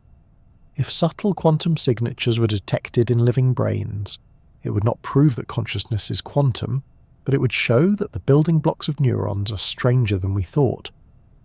Another frontier is the interface between neuroscience and artificial intelligence. As AI systems grow more sophisticated, they provide models for how intelligence can arise from purely classical processes. If machines one day convincingly simulate human-level cognition and creativity without quantum tricks, the argument that consciousness requires quantum mechanics will weaken. But if, on the other hand, machines plateau, able to simulate intelligence but never achieving anything like genuine awareness, then the case for something missing, perhaps even something quantum, will strengthen. The trajectory of AI may therefore become an indirect test of quantum consciousness theories. It is also worth remembering that the question may evolve rather than resolve. History shows that scientific debates often lead not to simple answers, but to deeper mysteries. In the 19th century, physicists believed they understood light, only to discover its dual wave-particle nature. In the early 20th century, chemists thought atoms were the smallest units of matter, only to learn about protons, neutrons, and quarks. It is possible that as we probe consciousness with better tools, we may find phenomena that do not fit neatly into classical or quantum categories. Entirely new frameworks may be required, extending physics in ways we cannot yet imagine. For the public, the future of the debate will likely remain as much cultural as scientific. Quantum consciousness will continue to thrive in books, films, and spiritual teachings because it speaks to a deep human desire for meaning and connection. Even if neuroscientists eventually demonstrate that consciousness is fully explainable through classical processes, many will still find the quantum narrative compelling, if only as a metaphor. Conversely, if evidence emerges that quantum effects are genuinely involved, the cultural resonance will only deepen, affirming long-held intuitions about unity and mystery. In the laboratory, though, the future is about evidence. Neuroscientists will push for more detailed maps of the brain, charting its circuits with the precision of cartographers mapping a new continent. Physicists will refine their experiments, probing ever larger and more complex systems for quantum signatures. Between them lies the possibility of convergence, the day when tools are sensitive enough to say definitively whether the brain harbours quantum effects or not. Until then, the debate remains open, a superposition of possibility waiting for its measurement. Perhaps the most realistic outlook is that the coming decades will provide clarity at the edges while leaving the core mystery intact. We may rule out certain quantum theories of consciousness, while leaving others plausible. We may discover subtle quantum influences in biology without proving they are necessary for awareness. We may learn that the brain is even more complex than imagined, its emergent properties dazzling enough without requiring new physics. Or we may stumble upon phenomena that challenge our categories entirely. The future of the debate, then, is not about reaching a final answer once and for all, but about refining the questions. What exactly do we mean by consciousness? What kinds of processes are sufficient to generate it? How does subjective experience arise from physical systems, and can we ever fully capture it with objective measurement? These questions will persist regardless of whether quantum mechanics is part of the story. What seems certain is that the debate will remain lively, driven by advances in neuroscience, quantum technology, and philosophy alike. Each discovery will be another piece of the puzzle, even if the full picture is never completed. Consciousness may turn out to be quantum, classical, or something else entirely, but the journey of exploring it will continue to illuminate both the universe and ourselves. And in that journey, the balance of curiosity and humility may prove to be the most important guide of all. Consciousness, whether it turns out to be woven from the threads of quantum mechanics or entirely explainable by classical biology, remains one of the most astonishing facts of existence. The simple reality that you can hear words, imagine their meaning and reflect upon them is extraordinary. In a universe that is mostly dark matter, empty space and lifeless rocks, here is a pocket of awareness able to contemplate itself and everything around it. Even if science one day explains the mechanisms down to the last detail, the fact that experience exists at all will always carry a certain wonder. There is something beautiful about the idea that not everything is settled. Science excels at answering questions, but some mysteries linger, reminding us that the story is still unfolding. Consciousness is one of those lingering puzzles, and perhaps it always will be. Whether the mind relies on quantum effects, or emerges purely from the tangled webs of neurons, the ability to question and to wonder is itself a profound gift. It is a reminder that knowledge and mystery are not enemies but companions, each giving the other meaning. Part of the magic of consciousness is its intimacy. You never step outside of it. You live within it every moment, and yet, despite being the most immediate aspect of existence, it is also the hardest to explain. Science can describe how galaxies form, how atoms bond, and how black holes warp space-time. But when it comes to the feeling of being, the redness of a sunset, the taste of chocolate, the sound of laughter, explanations quickly grow thin. This paradox that the most familiar thing is also the most mysterious is enough to make one pause in quiet reflection. Speculations about quantum consciousness add another layer to this mystery. Even if the evidence remains elusive, the very idea that awareness could be linked to the fundamental rules of reality has a kind of poetry. It ties the inner world of thought to the outer world of particles, hinting at unity across scales. And even if the connection proves metaphorical rather than literal, it still enriches the way we think about our place in the cosmos. Sometimes metaphors guide us just as powerfully as equations. But there is also something equally poetic about the skeptical view. To imagine consciousness as the product of emergent complexity, billions of neurons firing in intricate harmony, is no less awe-inspiring. Out of the same atoms that form stars and soil, evolution has shaped a system capable of love, creativity, and curiosity. That such richness could arise without any exotic new physics is a marvel in itself. In this light, awareness is not a cosmic anomaly, but a natural flowering of matter, a testament to the power of complexity. Perhaps the deepest beauty lies in holding both possibilities at once. Consciousness may be classical, quantum, or something entirely beyond our current imagination. The uncertainty does not diminish it. In fact, the uncertainty may be part of what makes it precious. Living with mystery encourages humility. It reminds us that our knowledge, however advanced, is still just a small island in an ocean of the unknown. That ocean is not frightening but expansive, inviting us to continue exploring. There's also comfort in recognizing that not knowing is part of the human condition. For centuries, people have asked where thoughts come from, what dreams mean, and what it is to be aware. The answers have shifted with culture, philosophy, and science, but the questions themselves endure. To rest in the mystery of consciousness is to join a long line of thinkers, poets, and wanderers who found meaning not only in certainty, but also in wonder. One might even say that the mystery is part of what makes consciousness meaningful. If every detail were laid bare, if awareness were reduced to equations and circuits without remainder, some of the magic would vanish. The ability to marvel, to feel that there is more than can be captured in words, is part of what makes being alive so rich. A life with no mysteries would be a life with less imagination. Quantum consciousness, whether true or not, symbolizes this interplay between knowledge and wonder.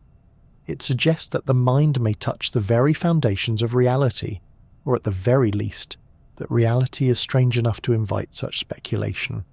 Even if the theory fades, the longing it expresses, to feel connected, to glimpse hidden depths, will remain.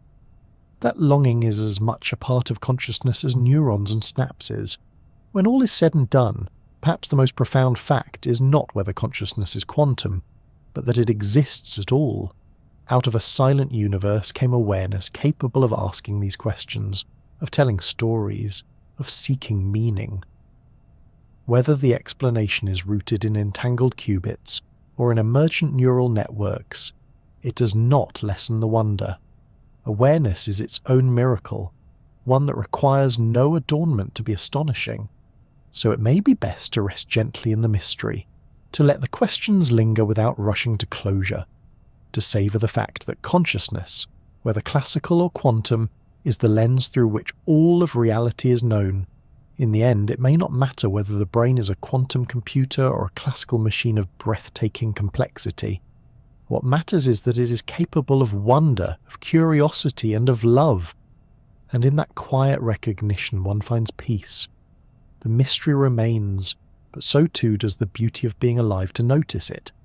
Consciousness and quantum mechanics, two of the deepest mysteries in science, make a tempting pair. One is the intimate mystery of being aware, the other the strange framework that governs the smallest particles in existence. Put them together, and you have a theory that is both fascinating and flawed, inviting curiosity while also requiring careful skepticism. The journey through these ideas shows why the notion of quantum consciousness refuses to disappear. It connects our inner lives to the foundations of the universe, offering a vision of awareness as something more than neural chemistry, perhaps even something woven into reality itself. It satisfies a longing for connection, unity, and depth.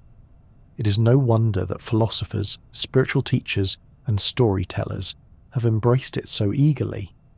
The metaphors are rich, the imagery compelling, and the promise profound. At the same time, science demands more than a lure. The skeptics are right to point out that so far, there is little hard evidence that quantum mechanics plays a role in consciousness. The brain is a noisy, warm environment, hardly the kind of place where fragile quantum states are expected to thrive. Neuroscience continues to explain more and more of the mind's workings in classical terms: neurons, synapses, and networks of activity that correlate tightly with mental states. The progress is real, and it shows that consciousness, however mysterious, may not need exotic physics to exist. This balance between fascination and caution is important. On one side lies the danger of exaggeration, of turning quantum consciousness into a catch-all explanation, more poetic than scientific. On the other lies the risk of dismissal, of closing off possibilities simply because they sound strange. The middle ground is where curiosity lives, open to wonder, but careful not to confuse speculation with proof. It is also where history teaches us to stand. Time and again, science has revealed truths that were stranger than expected. The Earth orbits the Sun. Time is relative. Particles can behave like waves. Life itself may harness quantum tricks in photosynthesis and navigation. The world has a way of surprising us. At the same time, not every mystery requires new physics. Lightning turned out to be electricity, not divine anger. Disease was caused by germs, not curses. Sometimes the most astonishing discoveries emerge from the ordinary, studied carefully and deeply. So where does that leave consciousness? It leaves it where it has always been, an open question perched at the edge of knowledge. Quantum mechanics may one day prove to play a role, or it may turn out to be irrelevant. Consciousness may be fully explained by emergent complexity in the brain, or it may require frameworks we have not yet imagined. Both possibilities remain on the table. What is clear is that the search is far from over, and that the act of searching enriches science and philosophy alike. There is something hopeful in this uncertainty. The mystery of consciousness is not a wall, but a horizon. Each new advance in neuroscience, each new experiment in quantum physics, pushes that horizon a little further. The more we learn, the more we realize how much remains unknown. That is not failure, it is the essence of exploration. Mystery is not an obstacle to knowledge, but an invitation to keep asking questions. Perhaps that is the lesson to carry forward, that consciousness, whether quantum or not, is wondrous. It is the lens through which all of reality is known, the stage on which every experience unfolds. To sit quietly and reflect on the fact that awareness exists at all is to feel something both humbling and uplifting. It reminds us that being alive is not just a biological fact, but also a source of wonder, so we can rest gently in the balance. Quantum consciousness may be fascinating, but it is not proven. Neuroscience may be powerful, but it has not yet solved the riddle. Both paths remain open, each offering insights and each demanding humility. In the meantime, we can appreciate the beauty of not knowing everything. We can allow the mystery itself to be a source of peace, a reminder that life is richer when there are still questions to ask. As the day ends and the mind drifts towards sleep, perhaps the most calming thought of all is this: whether consciousness is rooted in neurons, quantum states, or something entirely beyond our current understanding, the fact of awareness remains a quiet miracle. It does not need to be solved to be cherished. The mystery is part of its beauty, and in that beauty there is hope. Hope that the search will continue, gently, thoughtfully, and with the wonder it deserves